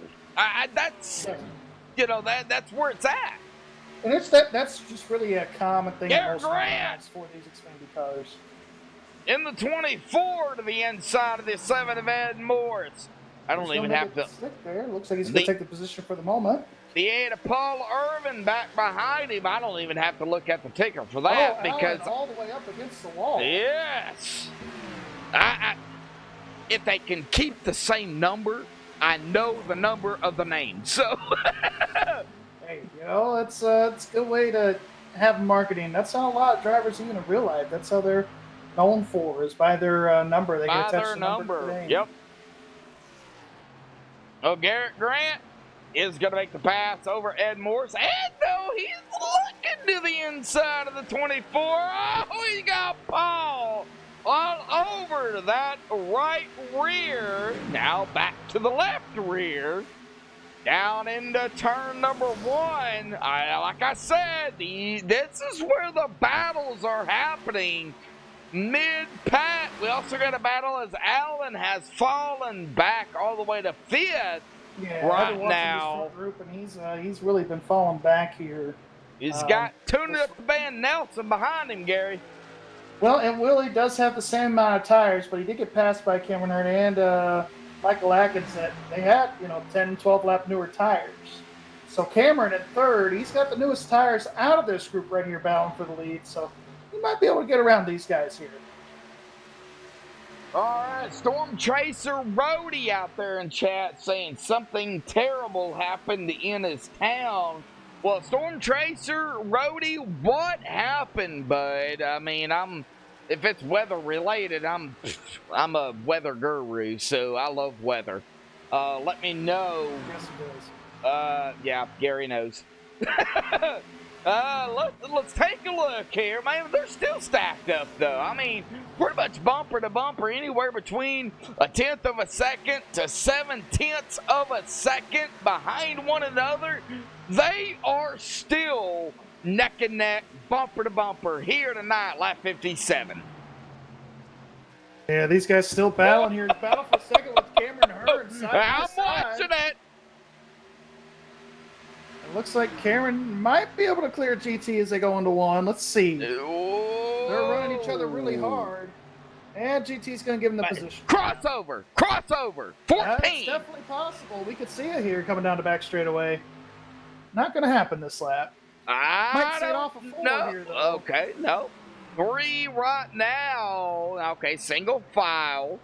We got 14 of GT, the 15 of Cameron, who we are on. Okay, so they are going to stay single file here. Lap 58 of 150. Everybody still pretty much nose to tail. No separation between. And this is what brings out this new Kentucky. Now I'm on Paul Irvin, who is under fire here with a 12 of Thwaites, but Thwaites is on the outside and dang near 3 wide there because the 7 of Ed Morris. Yeah, Ed Morris is kind of falling back here a little bit, back into this group, but it's really been some tight battles with this gaggle of cars this run. It's been pretty entertaining to watch. It's a gaggle. Ed does have the oldest tires here out of this pack. He's been out here for 33 laps on this set. Everybody else has got about 19 or 20 laps, 25 laps. So. You're way off. I'm way off? You're way off. 19 laps for Todd Cray. Our leader, Austin Hill, at about 34. Yeah. And I'm calculating right for once. Oh, I thought you said... I was saying for Ed. I was talking about Ed. Ed, okay. Oh, I thought you was talking about Ed Morris, 34. Oh, so Ed Morris and Austin Hill about the same, 34 laps. But it also comes down to that track the position cautions. And the cautions. Yes. And GT Austin has been more up front. Now, GT at about 35 now, the same with Austin Hill. We've got Willie Nelson. Cameron is all over the back bumper of that 16 now. All right, well, let's get up here to Cameron Hearn, all over to Austin Hill.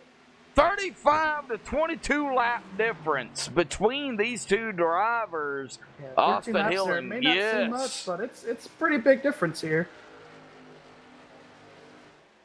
Well, you have ATVO, Gary, so you're looking at the same thing I'm looking at.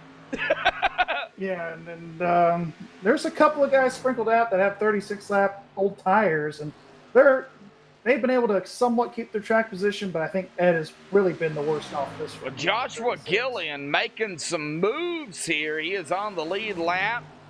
About 20 laps on his tires, about 4.5 seconds on pit road. I don't know if he just went down there. Fuel damage, that kind of thing. Yeah. Oh, Cameron Hearn's all over the back bumper here of Austin Hill again. Oh, battle for the lead, maybe. Looked like he was about to give Austin a good bump draft down the straightaway. You can really get loose with the air on these cars. Here comes Cameron. He was able to hold that yellow line a little tighter than Austin. They're 1 and 2. Cameron bouncing off the wall a little bit. These cars do get really loose down this back straightaway. There is some bumps down there, so you're always kind of correcting the wheel as you go down the back straightaway here at Kentucky. Oh, yeah, for sure. Here comes Cameron. He's going to try to get to the inside. Not going to be able to do it.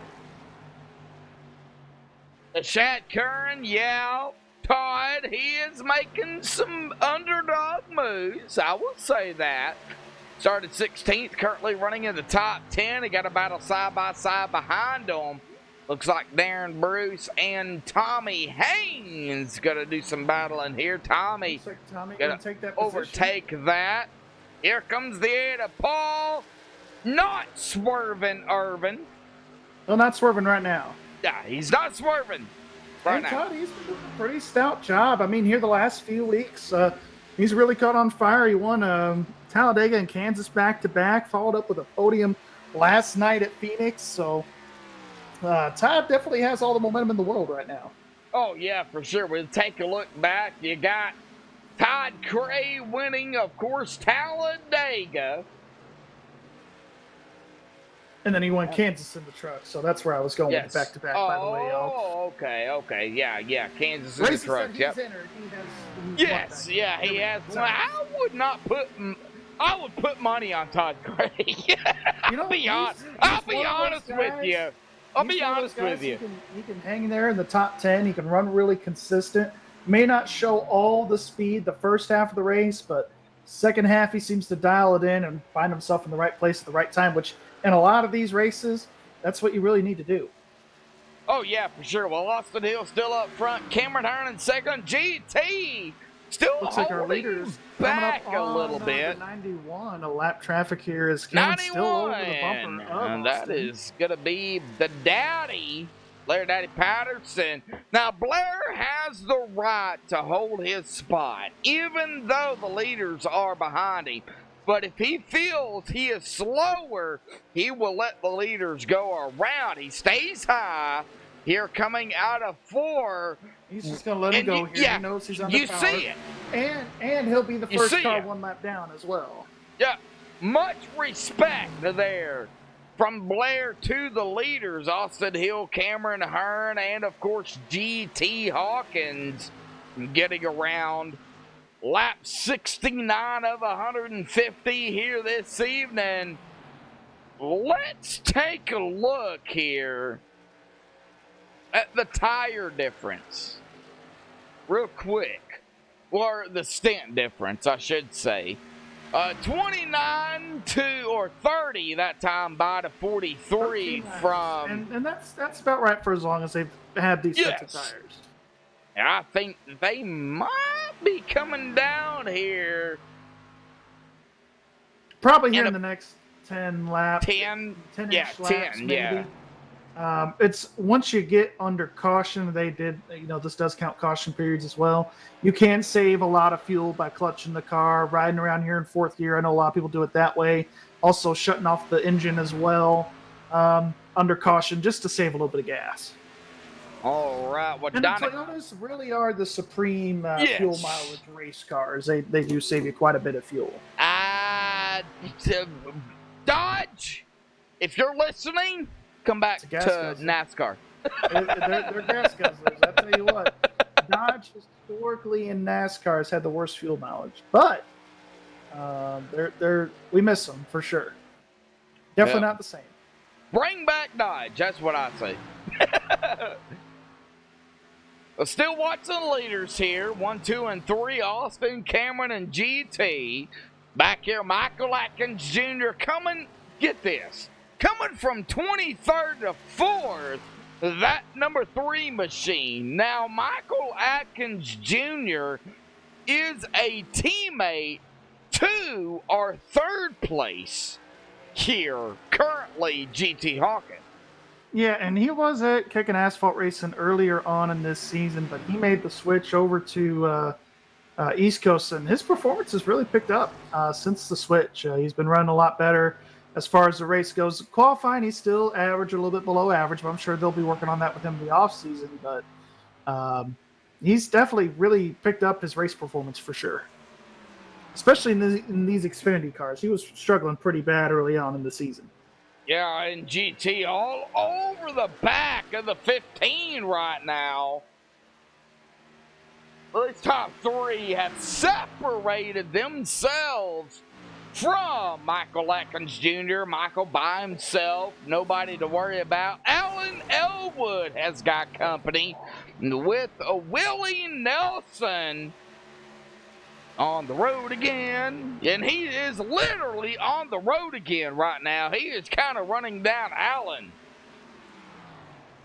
Yeah, he's running down Alan Elwood here. Don't look he might now, be able but to get around him. But Garrett Grant's right behind Garrett him. Grant's right there, yeah. Lap 75 here tonight on MaxSpeedTV. Next time by the official halfway mark here tonight. And as we, oh boy, I was looking at Garrett Grant there, boy, 16, Willie. Austin Hill gonna dive off onto pit road here this time. All right, Austin diving down pit road at the halfway mark. Here we go, And he's folks. got to get down to 45. He did that excellent. Yes, was, he did. Pristine with his mark right there. Now, Cameron will be able to go a little bit longer than these guys on this run here because he did pit under the previous caution. So he's got fresher tires, a little bit more gas in the tank. Why would somebody rob a lemonade stand from a kid? That's what I don't get. What? That is so wrong. Take a look at chat here from Storm Chaser Roadie. Somebody robbed a lemonade stand from a couple of kids. Oh, dang. Yeah. Wow. That upsets me. It really does. Yeah, for real. Garrett Grant's pitting, by the way. Sorry to change the subject. Yeah, that's fine. Garrett Grant will be coming down pit road. The number 24, he's going to let, of course, everybody Jeff go Gordon. by. I like to call him Jeff Gordon. He is not Jeff Gordon. It's not a fun. It says Jeff Gordon all over it. He is the 24, but he's not the DuPont. He's not Jeff Gordon. Oh, Todd Curry, Ed Moore is coming down and following. 5 car also going to come down pit road. Whoa, the 5. 20 car going to be pitting this time. Elwood. 09 pitting. Nelson. 27 pitting. Brysinisak. The 27. Darren Bruce. Here 15 we pitting this time. go. 15 Cameron Hearn. Well, Cameron. next time. Sorry. Not Already worried at the about. start finish line. Not worried about Cameron. Fair enough. He is coming down GT pit gonna continue road. to stay out on this stint. He has not pitted yet. Okay, well, GT has been out here at about 52 laps. 17. Tommy Haynes going to be pitting this Good time. Lord. Tommy Haynes. And No, GT is, also GT is coming down. Ah, he did not say. He did not say. Michael Thwaites also coming down. Got a new leader here, Michael Atkins Jr. He will lead a lap here tonight. And I believe lap he is. 80. No, Paul Irvin has not pitted yet. Yeah, Michael Neither Atkins has Jr. Gary May, so our top 3 have not made a pit stop yet. All right, what is Casey Duncan gonna do? He's not gonna pit. Hell, in our top 4. As yeah. well Top 5, as Josh Joshua. Logan not pitting. Now I'm going to be back here with Danny Ware in the 19. He is not pitting. Logan has not pitted either. He's in 6th right now. Yeah, Logan that's what I'm Curtis. saying. Logan and Danny Ware, they have not pitted. I'm not worried about Danny. He's not on the lead lap. Oh, yeah, he is. Sorry, he's in 10th. Yeah. Sorry for the disrespect. My bad. Blair Daddy Patterson, who is a lap down. Atkins He going to be making a pit stop here. All right, Atkins coming down. I suspect Paul Irvin may be coming down right behind him. We'll see. Yes, nope. we shall. He's going to stay out. He's going to lead some laps here. Now, leading the lap is not worth anything. It does not give you a point or anything, but leading the most laps does.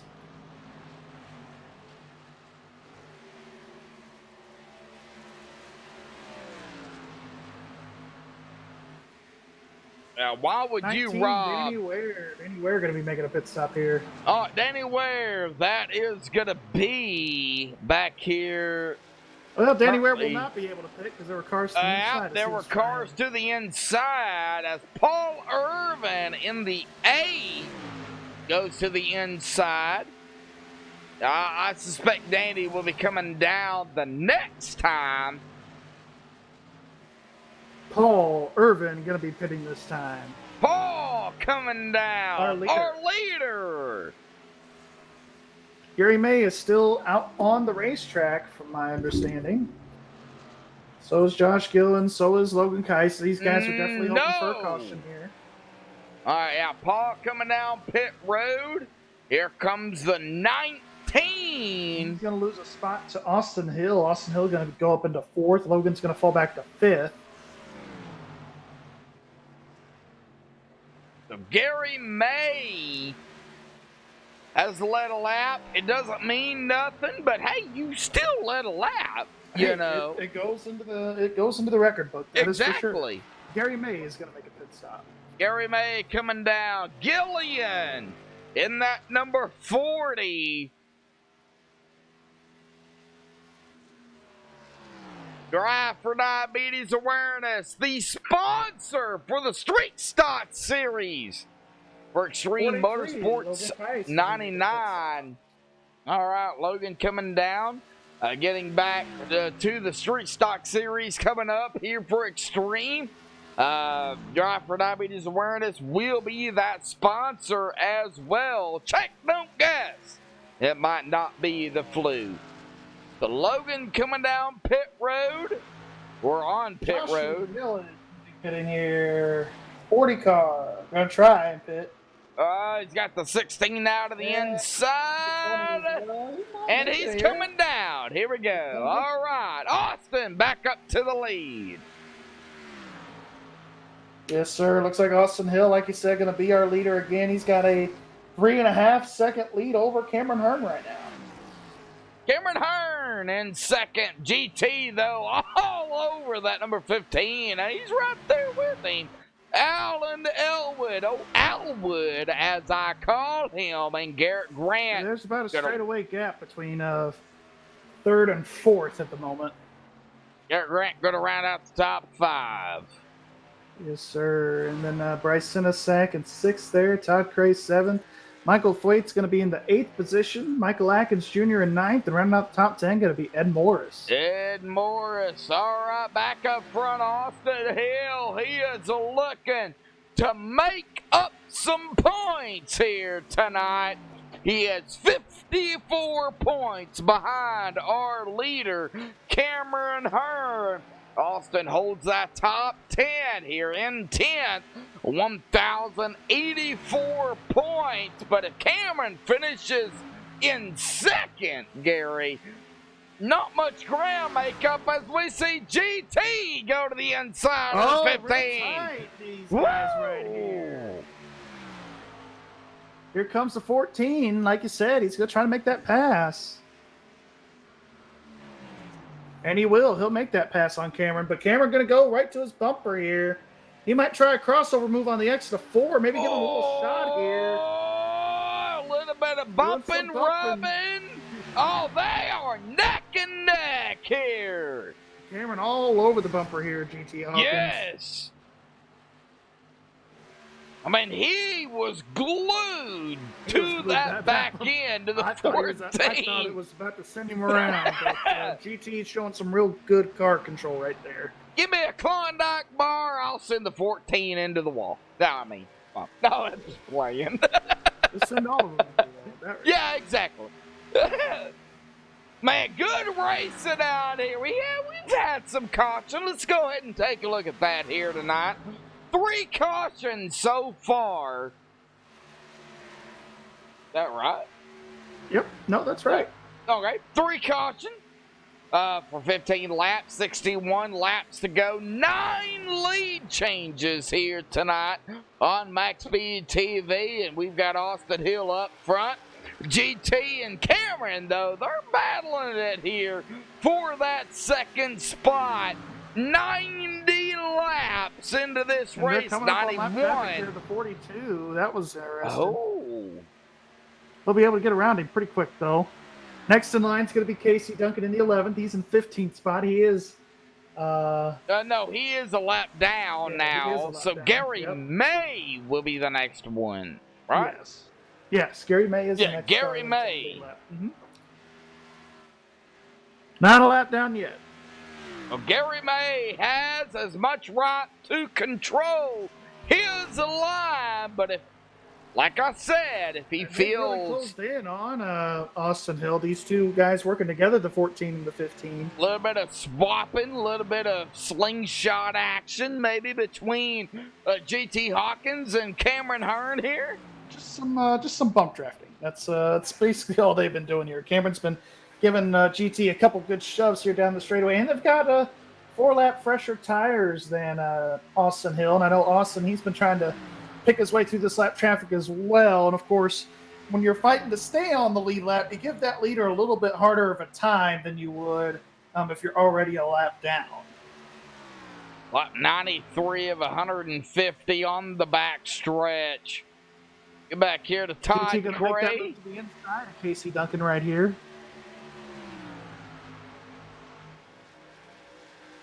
Cameron trying to play it a little bit more conservative here. He's going to get to the inside of Casey on the straightaway here. And now they are closing in there on Austin Hill for the lead. Yes, they are anywhere between 2 to 4 tenths of a second. They're right there now. Yeah, they're right there now. Right there with Austin Hill. You could throw a blanket over our top three right here. That's how close these guys are now.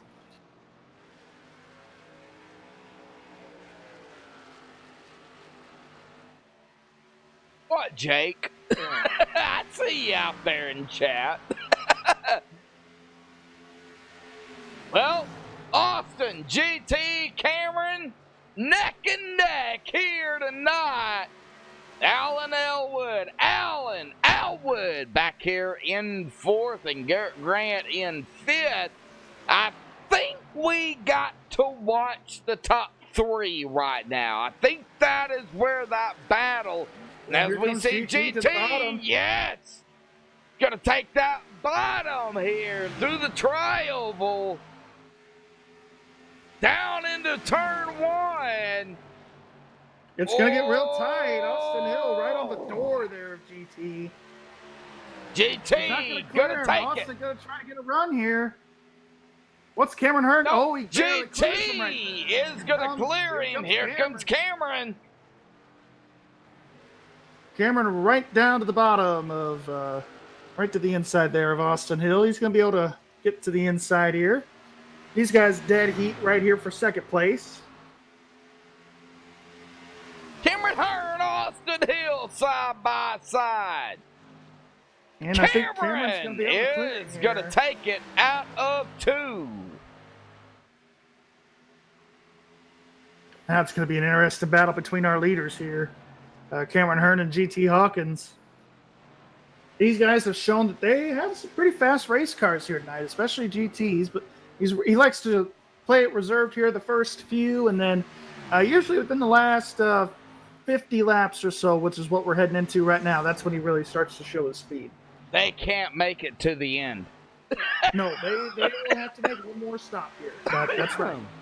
They will have to pit at least one more time.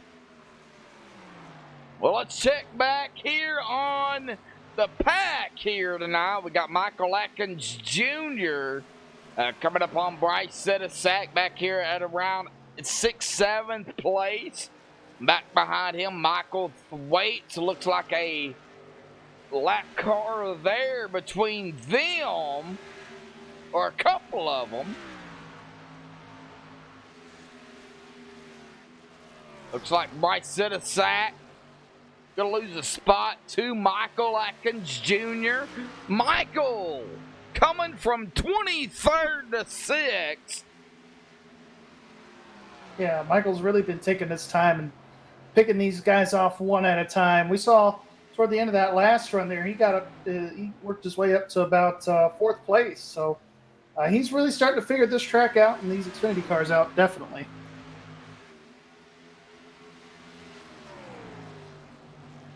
All right, first driver Or the last driver on the lead lap will be Gary May in the number 10. First driver a lap down, Casey Duncan. He is looking for a caution to get back on the lead lap. Joshua Gillian, Logan Keiss also 1 lap down here. It's like a little bit of separation from our second and third place here. Austin at about 5/10 now behind GT and Cameron. Yeah, it looks like GT's actually starting to pull away a little bit from Cameron Hearn a little bit. About 3/10 now once they hit the line. So GT, I think he's been saving his stuff just a little bit better than Cameron from earlier when Cameron was just all over GT's back bumper, pushing him, everything else. He was driving that car pretty hard. But I think it's also the fact that GT's just really good in 1 and 2, but Cameron's a little bit better in 3 and 4. So really, these top 3 here, these guys still within a half second of each other. Let's take a look here. 4th place, Alan Elwood. 5th place, Garrett Grant. Well, close-ish. A couple tenths between these guys still. But it looks like really the biggest battle right now is going to be for that 6th position between Michael Atkins and Bryce Sinisak here. And they're battling here for the 6th position. Bryce trying to close that gap to Michael. It's about a 1 car length gap. Michael here trying to close in on these guys too. Field, for the most part, pretty spread out. Not a whole lot of battles here. Really, the only good battle on the track right now is Tommy Haynes cracks the top 10 and 10th. And Darren Bruce in 11th just took that spot away. Here comes Darren Bruce to the bottom. Going to try to get around Tommy here. And Tommy going to be able to get that outside momentum and take that momentum all the way down to back straightaway.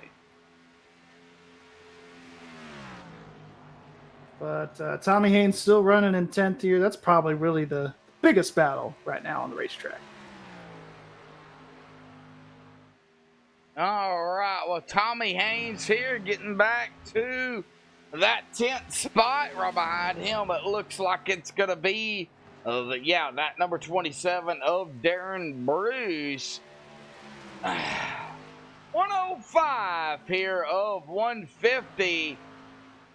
106 as it updates there, Gary. Can they end it here under green flag? That's the biggest. Well, just with how spread out this field is, I'd say that is definitely most likely here this evening. All right, well, GT still up front. Cameron all over the back bumper of that number 14.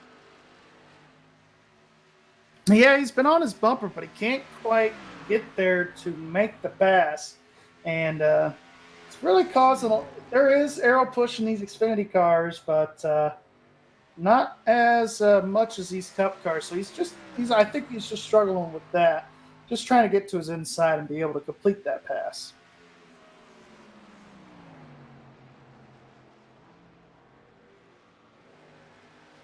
All right, well, not much going on right now.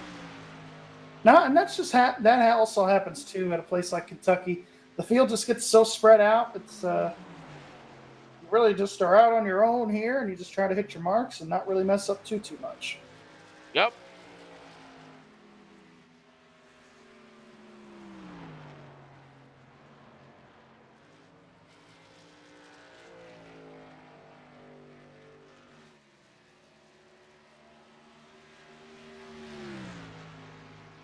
Taking a look here, GT extending that lead once again, being about 0.4 of a second over Cameron Hearn.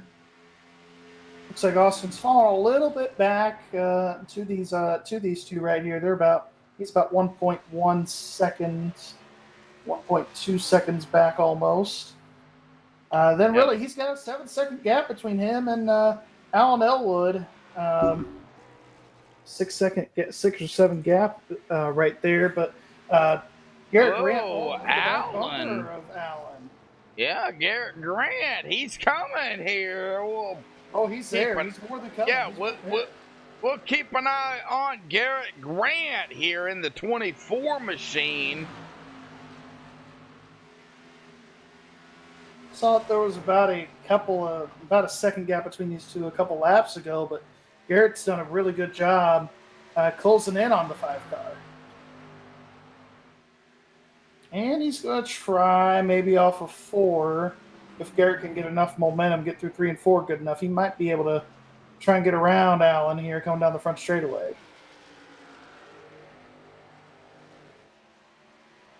It is so easy to overdrive these cars, especially in turns 3 and 4 here. Got Allen there putting that, I wouldn't say a block on the 24, but running the line, his line. Yeah, just trying to take that air away from the left front fender, because if that left front fender even gets a little bit of clean air, it can help you rotate the car. So Allen just trying to take Garrett's line away, which is very normal, especially at a place like Kentucky where air and downforce is at a premium. Oh, yeah. Oh, yeah.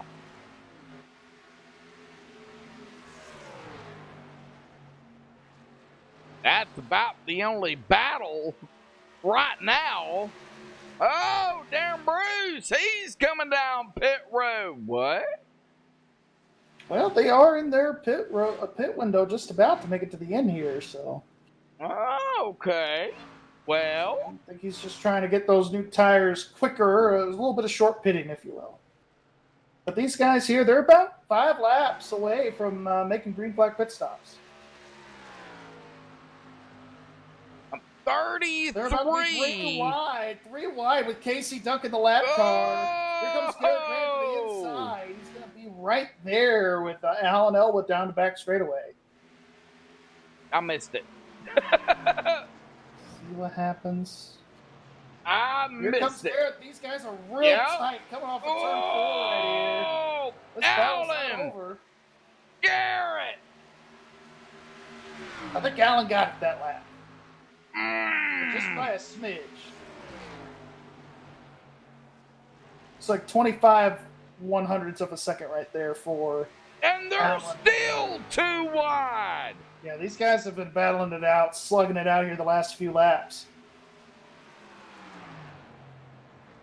Garrett's right there. He's got the preferred line, but Allen's just able to get down his door, take some air away, and just being able to get back into the gas a little bit quicker.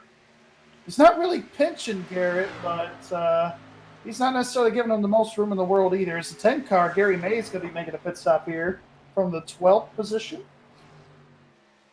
Last car on the lead lap, so he's going to fall a lap down here. He is coming down pit road as we speak. Clear, but here comes Allen back to the inside. As I take the camera off. And Garrett's going to be able to keep that outside momentum up and take that position away from Allen. Oh, man. Oh. I think Austin Hill's Right going to to the be sack. here in a minute. Michael Thwaites. Todd Gray down pit road. I think Austin's going to be looking to make a pit stop here in a couple laps. He's been out here for 40 now.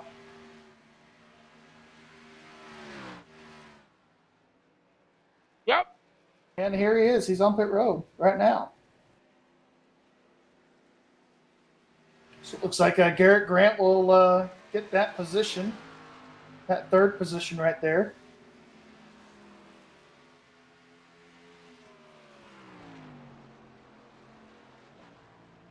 GT out front. These guys are going to have to pit here in a minute. Oh, They're yeah, low on definitely. gas, especially with Austin Hill coming out like he did. Here comes Allen, I think. He's hugging the yellow line a little bit more the last time. I thought he was going to come down pit road, but guess not. But yeah, with these guys starting the cycle, especially a fast car like Austin Hill, you don't want to stay out too long. That's for sure.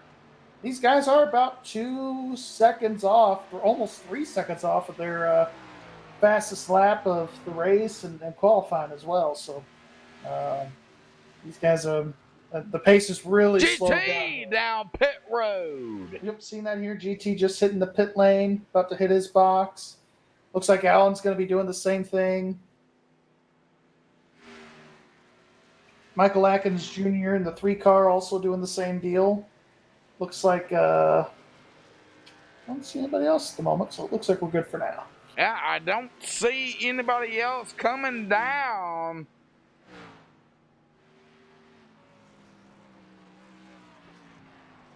So again, Morris is going to take over that 3rd position. Here comes Cameron. Yep, Cameron Hearn coming down here. Just saw that. Here comes Garrett Grant. Garrett Grant going to come down pit road. Almost like Garrett Heath for some reason. He's not racing. I wonder what Ed's gonna do. I think Ed's just hoping for a caution, but I don't think you're going to get it. Just this field is so he's coming spread out. down. Here we go. Here it comes. Here comes Ed down pit road. Yep, you're right. Paul Irvin, though, is going to stay out. I think Ed was our 11th lead change of the night, so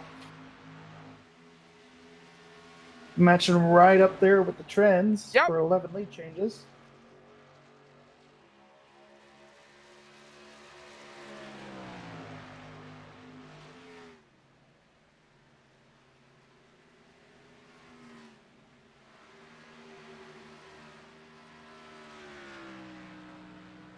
Paul Irvin. He will lead his 3rd lap, this time by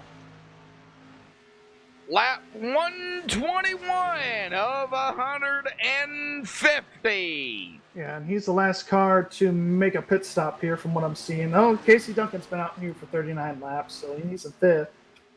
It looks like pretty much everybody but him, Gillian. Gillen, and Logan Tice to make a pit stop. So. Well, Logan is 1 lap down. He's looking for a caution.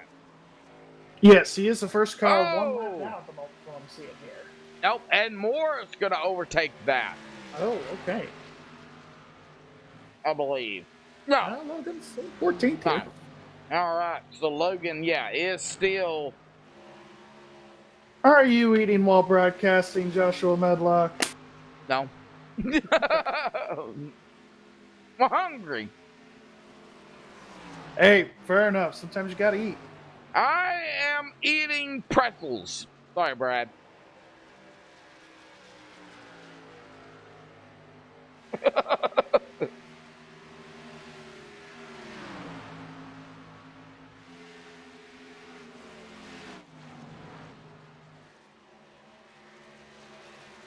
All right, well, Paul Irvin still up front. Is about to. Casey Duncan going to pit this time, by the way. All looks right. like Ed is going to take his lap back the old-fashioned way here. Yep, getting around our leader, Paul Irvin. A GT right behind him. Yeah, GT is right there, closing in on him. Gillian! Yeah, looks like we're going to have a new leader. GT is going to be taking the lead back. Austin Hill's right there. Cars scattered everywhere. Wow! We seen that! Good Lord!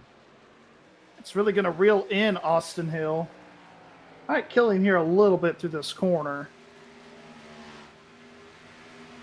It's going to be a battle between GT, Austin, and Cameron. I think our top 3, those have really been the 3 best cars showing off here tonight.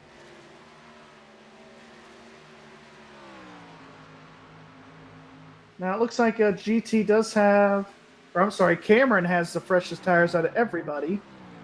He's been out here for 5 laps now. Austin Hill has the oldest at 8 laps. GT with 6. He's right there in the middle between these two.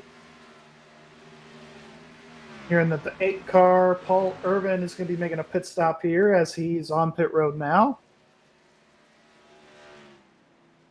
Lap cars doing a fine job, just trying to stay out of the leader's way as much as they can.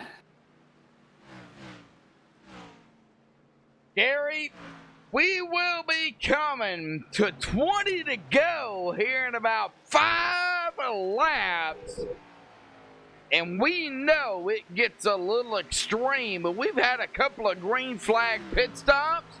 We've had our cautions here tonight. I think it's going to run green here. I really do, coming to the I end. really do too. And these guys, they're good on gas to the end, so they don't have to worry about any more pit stops or anything like that with less than 40 to go. So coming to about 20 to go here in a couple laps. So everybody's in really good shape on gas. Now, if we get a late race caution or a green white checker, that's when pit road will be a very busy place. But other than that, 12 cars, it looks like right now on the lead lap. 11 cars on the lead lap. Gonna be pretty spread out from here on out. Oh yeah.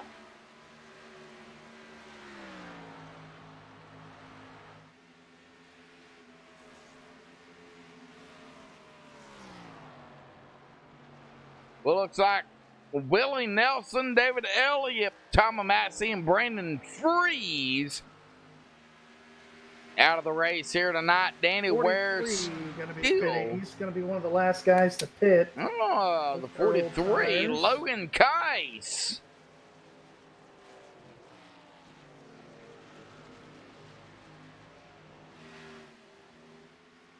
At 129, 2 more laps here tonight before we hit the 20 to go, Gary.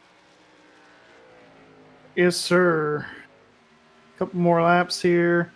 This race is almost over, and I'm ready for a nap. Well, it's too late for a nap. I'm ready to go to sleep. How about that? Good racing out here. 10:30 Eastern, 9:30 Central. GT Hawkins up front. Got Cameron Hearn about 6/7 of a second behind him. We will be coming this time by, folks. 20 laps to go here tonight. Absolutely. Finally here at this 20 to go mark. A lot of these guys, time is starting to run out. I think we're going to start to see a little bit more aggressive driving, not as much hanging around. Looks like everybody else pretty much a half lap down to our top three. Looks like they're getting ready to lap Ed Morris here in the next second or two. He's running an 11:30 seconds behind our leader. This has really just been a clinic. The type of run that GT Hawkins and Cameron Hearn have been able to put on tonight. These guys are really head and shoulders above everybody else. Oh, yeah, GT came into tonight tied with Willie Nelson, and he took his car behind the wall. Yeah, Willie took his car behind the wall. Bad night for Willie Nelson. But GT definitely going to be able to take that sole position of that fourth spot. Might even be able to take third away over Allen. 18 to go here, folks. Yeah, Cameron Hearn closing in on GT, wanting to get his 10th win of the season, of course, but I think he knows at this point he's pretty much got the championship locked up. I think he's just trying to cruise here. Well, I would suspect Cameron right now may be holding back a little bit. He's keeping up with GT. He's definitely saving a little bit of tires here. I agree with you there. And they are starting to close in on Ed Morris here to put Ed 1 lap down. I think we're going to see Cameron making a move here at about 7 to 10 laps here. Roll that out the window. This changes everything right here. Joshua Gillian! What happened to the 40?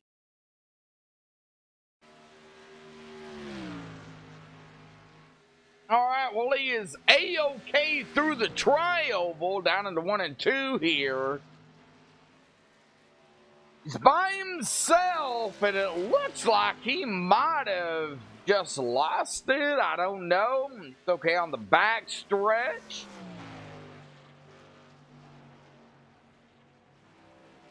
They went 3 and 4, and right there it was.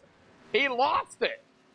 They almost went 100 laps of green flag straight racing there, Josh. Wow. About 90. Hold on. As he crunches the numbers, we see GT coming down pit road. 96. And 96 laps. Wow. Well, alrighty, folks, as we see the pit stops happening here under caution late in the race, we're going to step away, play a couple of commercial breaks. Don't go anywhere. We're going to be right back on MaxSpeedTV.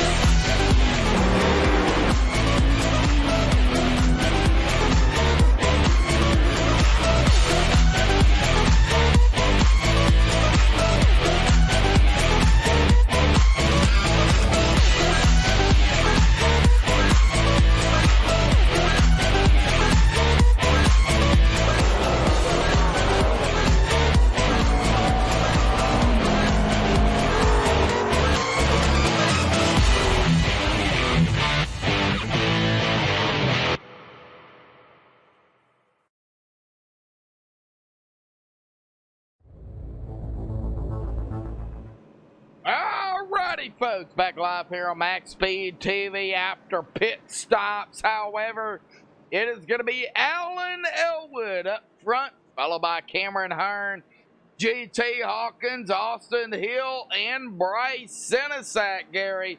14 to go, coming to 13 to go. We know it's going to get extreme, but what is it going to take to finish it out under green here tonight?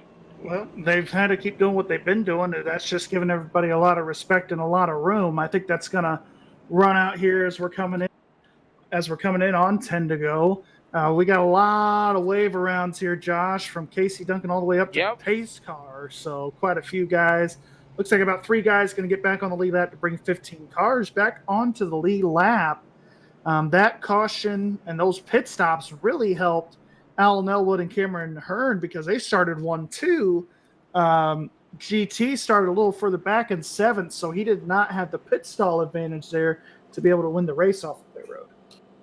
Well, Cameron, Alan, teammates. Now, what do these teammates up front, we know they're going to communicate, but what do they got to do to communicate together to hold off GT, Austin, Bryce, Thwaites, and Michael Atkins Jr., who has made his way through the field into 7th? Well, we know that Allen's only won one race this whole year, right? So I think Cameron is going to play a little bit more of a blocker in this situation. So I think, excuse me. So I think Allen's really going to take off here. And Allen's going to be taking the top here for this restart, actually. Interesting call there. I think he's just wanting a better arc into one. But anyhow, I think Allen's really going to take off on the top side. You're going to see Cameron going to try to block GT on the restart here. GT has had the fastest car for most of the evening as we're seeing the wave rounds go by now. But yeah, I think it's really just going to be Allen's going to count Cameron down and say, hey, on one, I'm going to go, and you go on go. One of those type of situations. And Allen's going to try to get a good jump here. And, I think Allen might be in a good position here to win this race. All right. Well, we are going to be coming to 11 to go next time by when they get the green flag. It's going to be Alan Elwood, Cameron Hearn, 1 and 2. Austin Hill in third, followed by GT in third, followed by Austin Hill in fourth, and Michael Thwaite's going to round out the top 5 on the back stretch, coming down into turn number 3 here tonight for the Rick Bell's Custom Rigs Xfinity Series, Extreme Motorsports and 99.com. Round 4 of the chase here at the new configuration of Kentucky, and let's just say it's been active as the pace car dives off Allen on the outside. He is gonna get the jump, and I don't know what happened there, but we got side by side with Austin Hill and Cameron Hearn. 11 to go.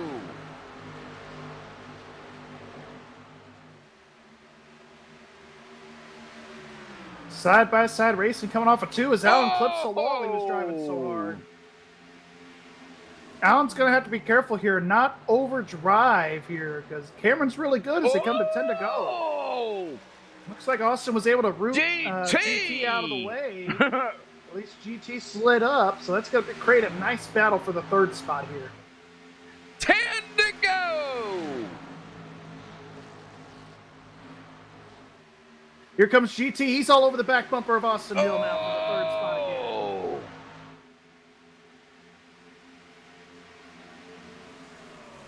Austin Hill has the position. GT wants it. How clean is GT going to be here? How patient is he going to be with Austin Hill here? Got cars bouncing off the wall, bouncing off each other. Everybody able to keep it straight. As we see, looks like Cameron's making a move here for the lead here. He's going to challenge it. Cameron going to take the outside. We haven't seen that all night tonight. Cameron in the lead. Cameron to the outside. That was a power move. Wow. There by the 15 car. What a pass there by Cameron. I don't break out that power move very often anymore, so I figured I'd break it out there. 9 to go. 8 that time by.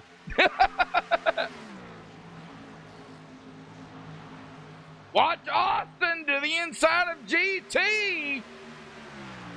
We're seeing the 2 best cars all night battling here for third spot. You think they'd be battling for the lead?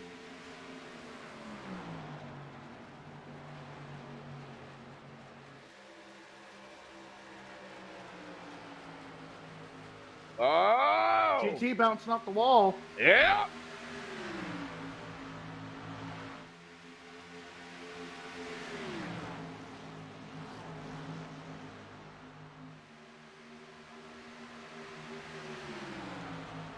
Allen driving the wheels off that thing. He's trying so hard. Here comes Austin Hill. All over Austin that Hill's trying number to kill a 5. bump here. Oh, Austin Hill's going to move Allen out of the way. Here comes the 14 of GT. Here comes GT. Bryce Sinisak to the inside of the 5. Whoa, hold on. Hold the phone. Time out. Alan Elwood's going to have to serve a black flag penalty for a restart violation. What? I guess he switched lanes too soon before the start-finish line. Oh! So Cameron gonna have at the moment, pretty easy W here. Oh, no. Oh, we see Allen coming down pit road. Cameron Hearn going to take that 5 to go here tonight. GT Austin Hill, they're still battling here for that second spot. Right center sack, Michael Atkins Jr. with 5 to go. Can Michael make his way up there to the top 3, maybe for a win? Make it 4 to go as they cross the stripe. Well, Yeah, 4 that, laps of racing to go. oh, And that has just killed Allen's shot to win this race, unless we get a yellow here.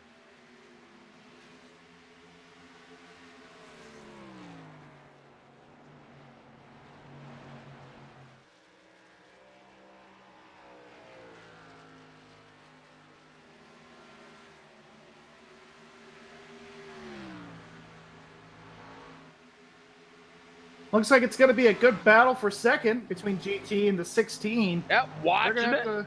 Here comes the 16. He's all over the bumper at GT.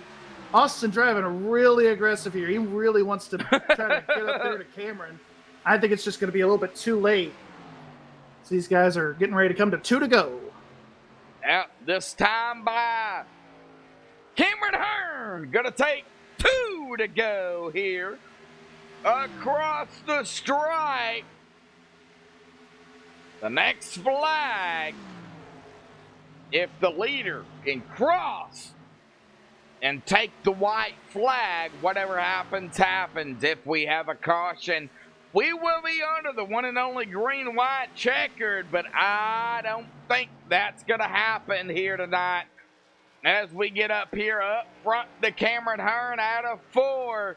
Coming through the tri-oval. We are going to cross the stripe. 1 lap to go here tonight at Kentucky. Yeah, basically a cakewalk here for Cameron Hearn. Looks like GT was able to put himself a gap on our third place car, Austin Hill. And these guys are not going to have enough for Cameron. This is his night right here, win number 10. Yes, it is. Cameron Hearn 3 and 4 here tonight. Cameron Hearn backing it up here in the Xfinity Series is going to win it here tonight at Kentucky.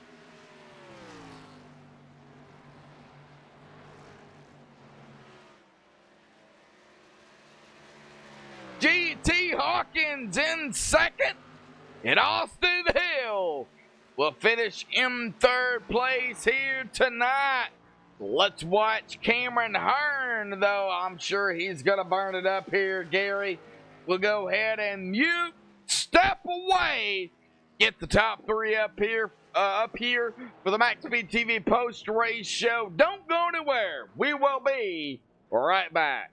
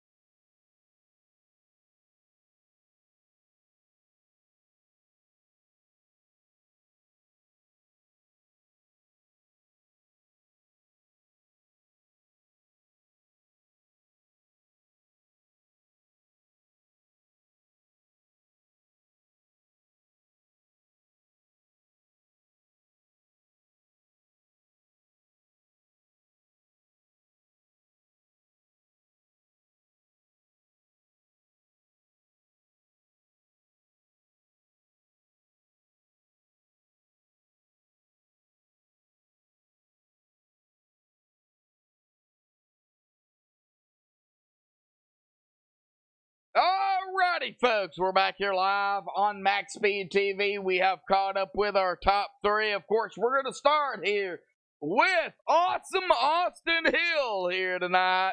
Austin, man, you try to get back up front here tonight. Man, talk about that number 16 Serpro machine and, man, just the battles out there. Yeah, we were really good to start the race with our Surf Pro Toyota Tundra, but as the race went on, it seemed like the track rubbered up a little bit, and we started fighting really tight center off, especially center off of 4.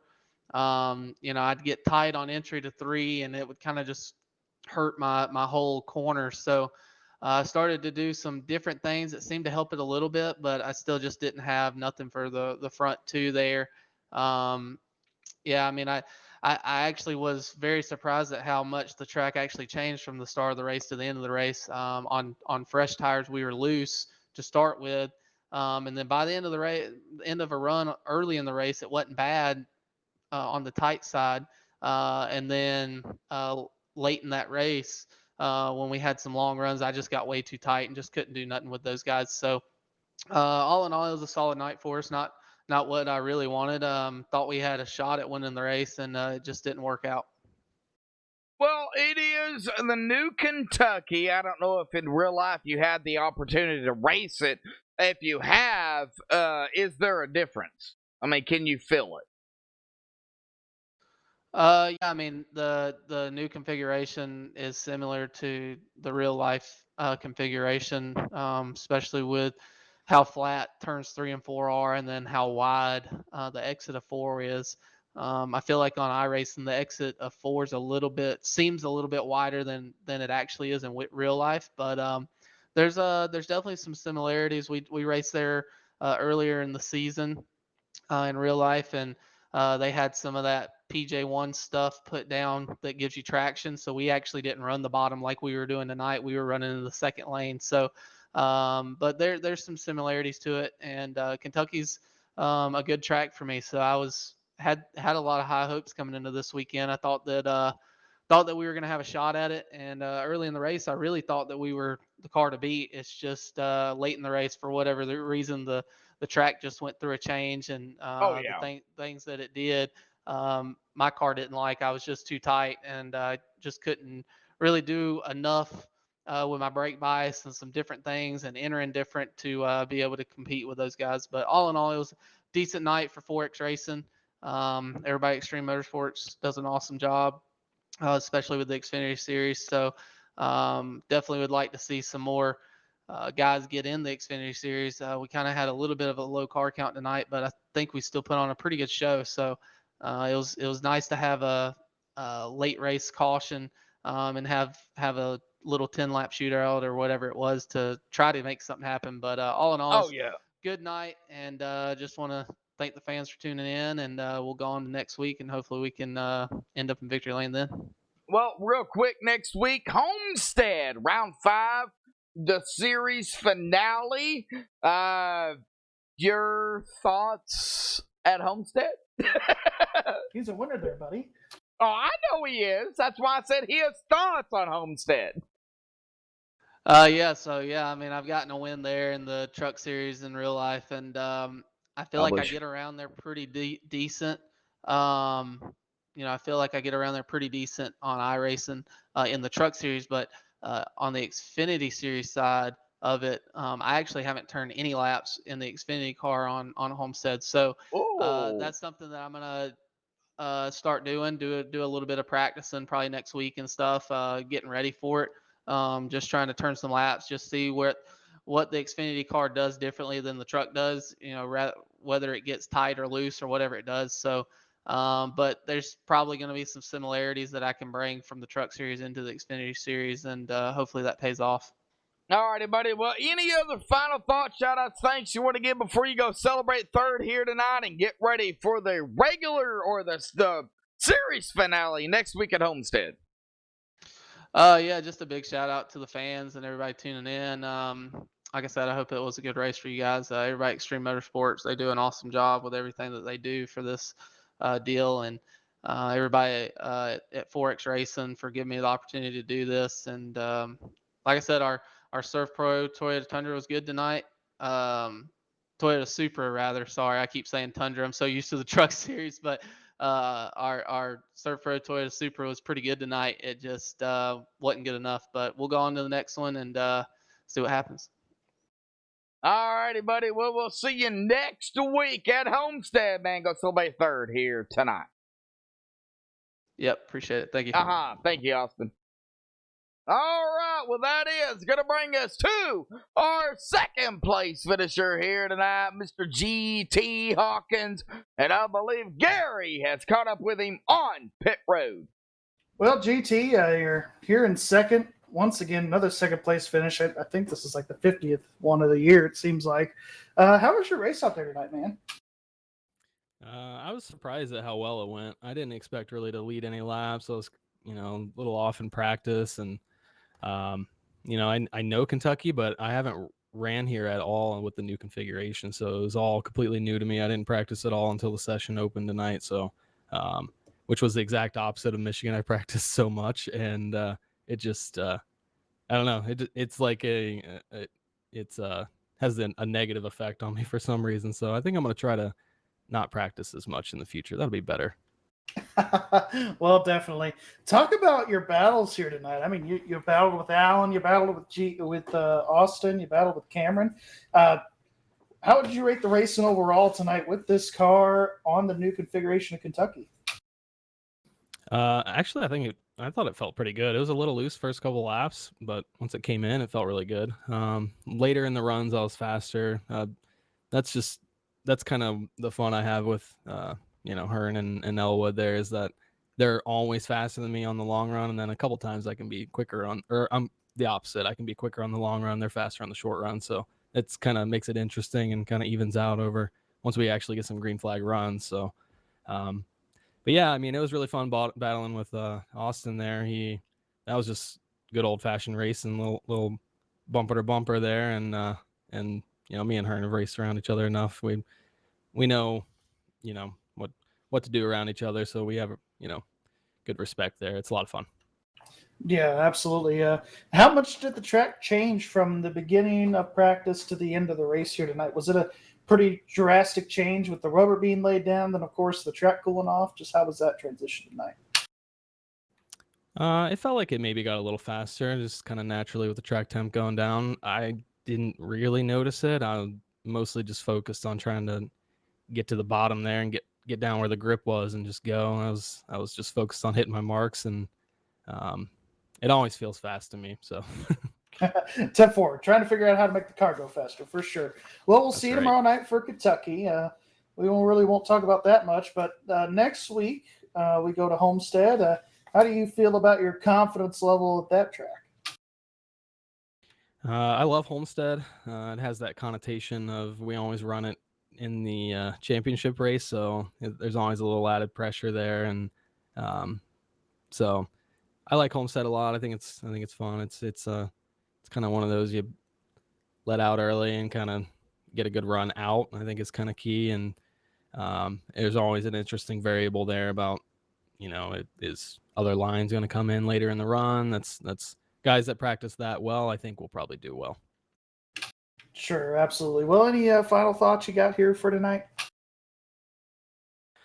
Got to thank GTR Simulator here. My teammates, East Coast Motorsports, Brendan up there helping me tonight, and that was a lot of help. Really appreciate them. Rick Bell's Custom Rigs, Extreme Motorsports, MaxSpeedTV, and all my friends, family. Thanks for watching. Absolutely. Well, of course, we'll see you tomorrow night, but we'll let you go celebrate your second place here, huh? Thank you very much, Gary. Have a good night. You too, bud. Alrighty, folks. Well, I did it as a joke here tonight. I changed the staging room here to, of course, the room of Hearn, the Xfinity series, because, well, Gary, we know. I didn't even see that until just now. Technically went here for Cameron. It's been pretty much Cameron Hearn here this season for the Xfinity series. Cameron, you did it again here tonight. Of course, it wasn't without a battle, but once you gained the lead, you did not look back. Man, talk about your run and your 10th win of the Xfinity Series here tonight. Yeah, I think this one I had to work really hard for. It was an up and down day, kind of. Allen's fast at the beginning. Austin was fast, and GT at the end. I think he had the fastest car in the long run, and we had a lot of green flag laps there. I had a little bit fresher tires, and I kind of was hoping that it would finish out in the green. I felt like with him being better on older tires, me on fresher tires, couple laps, I felt like it'd been a good race to finish. But unfortunately, the caution came out, and that kind of changed everything. Allen took two tires, worked out great. I think he had someone kind of run him over a little bit in the corner, but me and Allen starting 1-2 with 10, well, I guess less than 10 laps to go was awesome for our team. Awesome team points tonight. We needed that since Scott wasn't able to make it. But team points are huge. Championship for myself is awesome, but it's all about the team points. Oh, yeah, for sure. Well, I don't really, you don't have to discuss it if you don't want to, but we seen the pass through by the number 5, changing lanes before the start finish line. That is what happens here. I don't know if, I don't know the details fully, but that's what we've seen. When you heard that, as a teammate to Allen and you being, in that general vicinity on the track, what was going through your mind? Honestly, I got a terrible start, and I really wasn't even paying attention to Allen. So when that came across the radio that that he changed lanes and stuff, to me, I didn't notice it. It's one of those things. I started on the inside, and he went a lot earlier than I was hoping for him to go. We usually kind of talk each other, hey, I'm going here. But he's racing for the win. I'm racing for the win. So I told him to race it out, and yeah, I see it now. I just watched the replay. Yeah, he at the last second he came down and came back up. It's just tough, because it's a tribal track, right? And you instinctively want to shortest route possible, and that's what he kind of tried to do there. Just did it probably 100 yards too soon. Well, Cameron, I know we've got one more race ahead of us here in the Xfinity Series, and you've been the dominant factor here for the Xfinity Series. We go to Homestead next week. You are going to start 2 laps down next week. I'm just playing, but we joked about that earlier, Cameron. But Homestead next week. You're going into that knowing you have the points lead. You knowing that potentially have it locked in, but not necessarily locked in. What do you have to do going into Homestead next week to finish it out the right way for VRA? Yeah, I want to say, to change something up, do something different, but whatever we're doing now is working. So it's going to be the same routine every week. I honestly think Allen's going to be the person to beat there. He's super fast there. So I'd love to see, us to get the team championship locked up, and one of us at VRA take the win home. But there's a lot of fast guys like always. But Homestead's a kind of a weird track. You can run different groups there actually. Yes. I'm kind of excited for it. I'm excited to finish the season. It's been a lot of hard work, a lot of close calls to get here. And last season everything kind of went against me, but this season everything's kind of going for me. And you got to strike it while it's hot. Well, hard work. What's hard work with Cameron Hearn here this Xfinity Series? We want to know. Well, not getting hot-headed and driving in over your head, wrecking yourself, wrecking someone else. I try to kind of calm down, taking some medication classes, and I'm goose robbing, most of the race. Well, tomorrow night. I can't even take that serious. Yeah, please don't. Well, tomorrow night we will see you for the Rick Motec Cup Series as well here back at Kentucky. So real quick, before we get to the final thoughts, shout-outs for you for the Xfinity Series, your thoughts on the Cup Series here back at Kentucky. I believe you can probably have 10 or 12 guys contend for the win in the Cup cars. Totally different package. Tower's not huge of a deal. High downforce, a lot of close racing. I think that's going to be an exciting race. I'll be happy. That's a very tight championship run. I'll be happy with the top 5, staying out of trouble.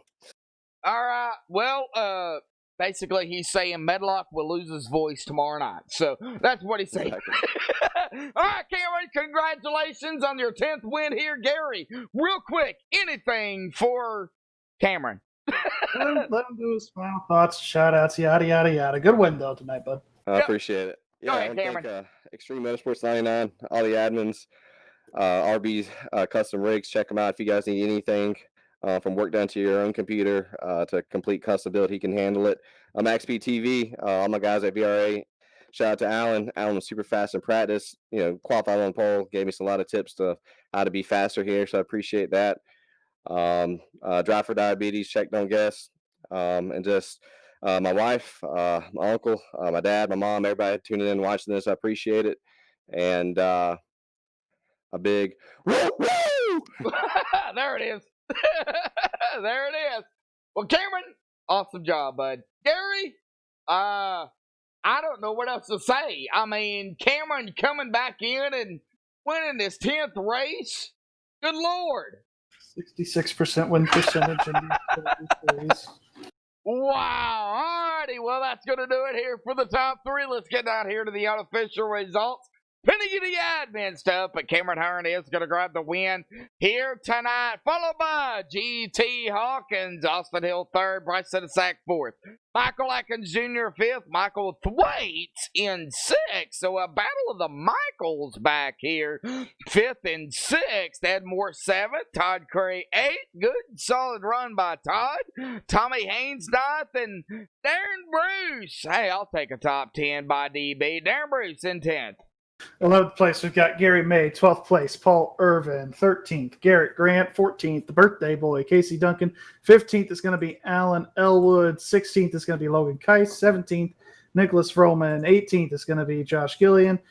19th is going to be Blair Patterson. 20th, Willie Nelson. 21st, David Elliott. 22nd, Danny Ware. 23rd, Tom Massey. 24th, Brandon Freeze, almost said Fries. I'm sorry, Brandon. And didn't even start the race tonight. 25th is going to be Chris Seidenfaden. Shout out, of course, to our admins, Jacob Lee, Calvin Herring, and Brent Cool. All right. Well, a shout out to all the fans out there for tuning in here tonight. And, of course, a shout out to, of course, Gary Wells here tonight. Joining me for the Xfinity Series, Gary, tomorrow night. We're going to be right back out here at Kentucky, but it's going to be a different style racing, as Cameron was just talking about it, in the Cup Series. So what do you think is going to happen with that downforce that we're going to have tomorrow night? Well, after going back and looking at the last couple of races here, I think we're going to see, at the end of the day, we're going to see a very similar race we saw here tonight. I think after a couple laps, we're still going to see these cars get fanned out just by looking at the trends and everything for tomorrow night already. So I think it's going to be a very similar race to tonight, maybe a little bit closer action, a little more side-by-side racing, but really for the most part, going to be the same. All righty, folks. Well, that's going to do it here for MaxSpeedTV. Myself, Joshua Medlock, Gary Wells. Tomorrow night, 8:30 Eastern, 7:30 Central, the Rick Motec Cup Series, right back at it at Kentucky. Stay tuned for that. That is going to be an awesome race for round 4 with Extreme Motorsports and 99.com. Until tomorrow night, folks, stay safe. Thank you all, and have a good night.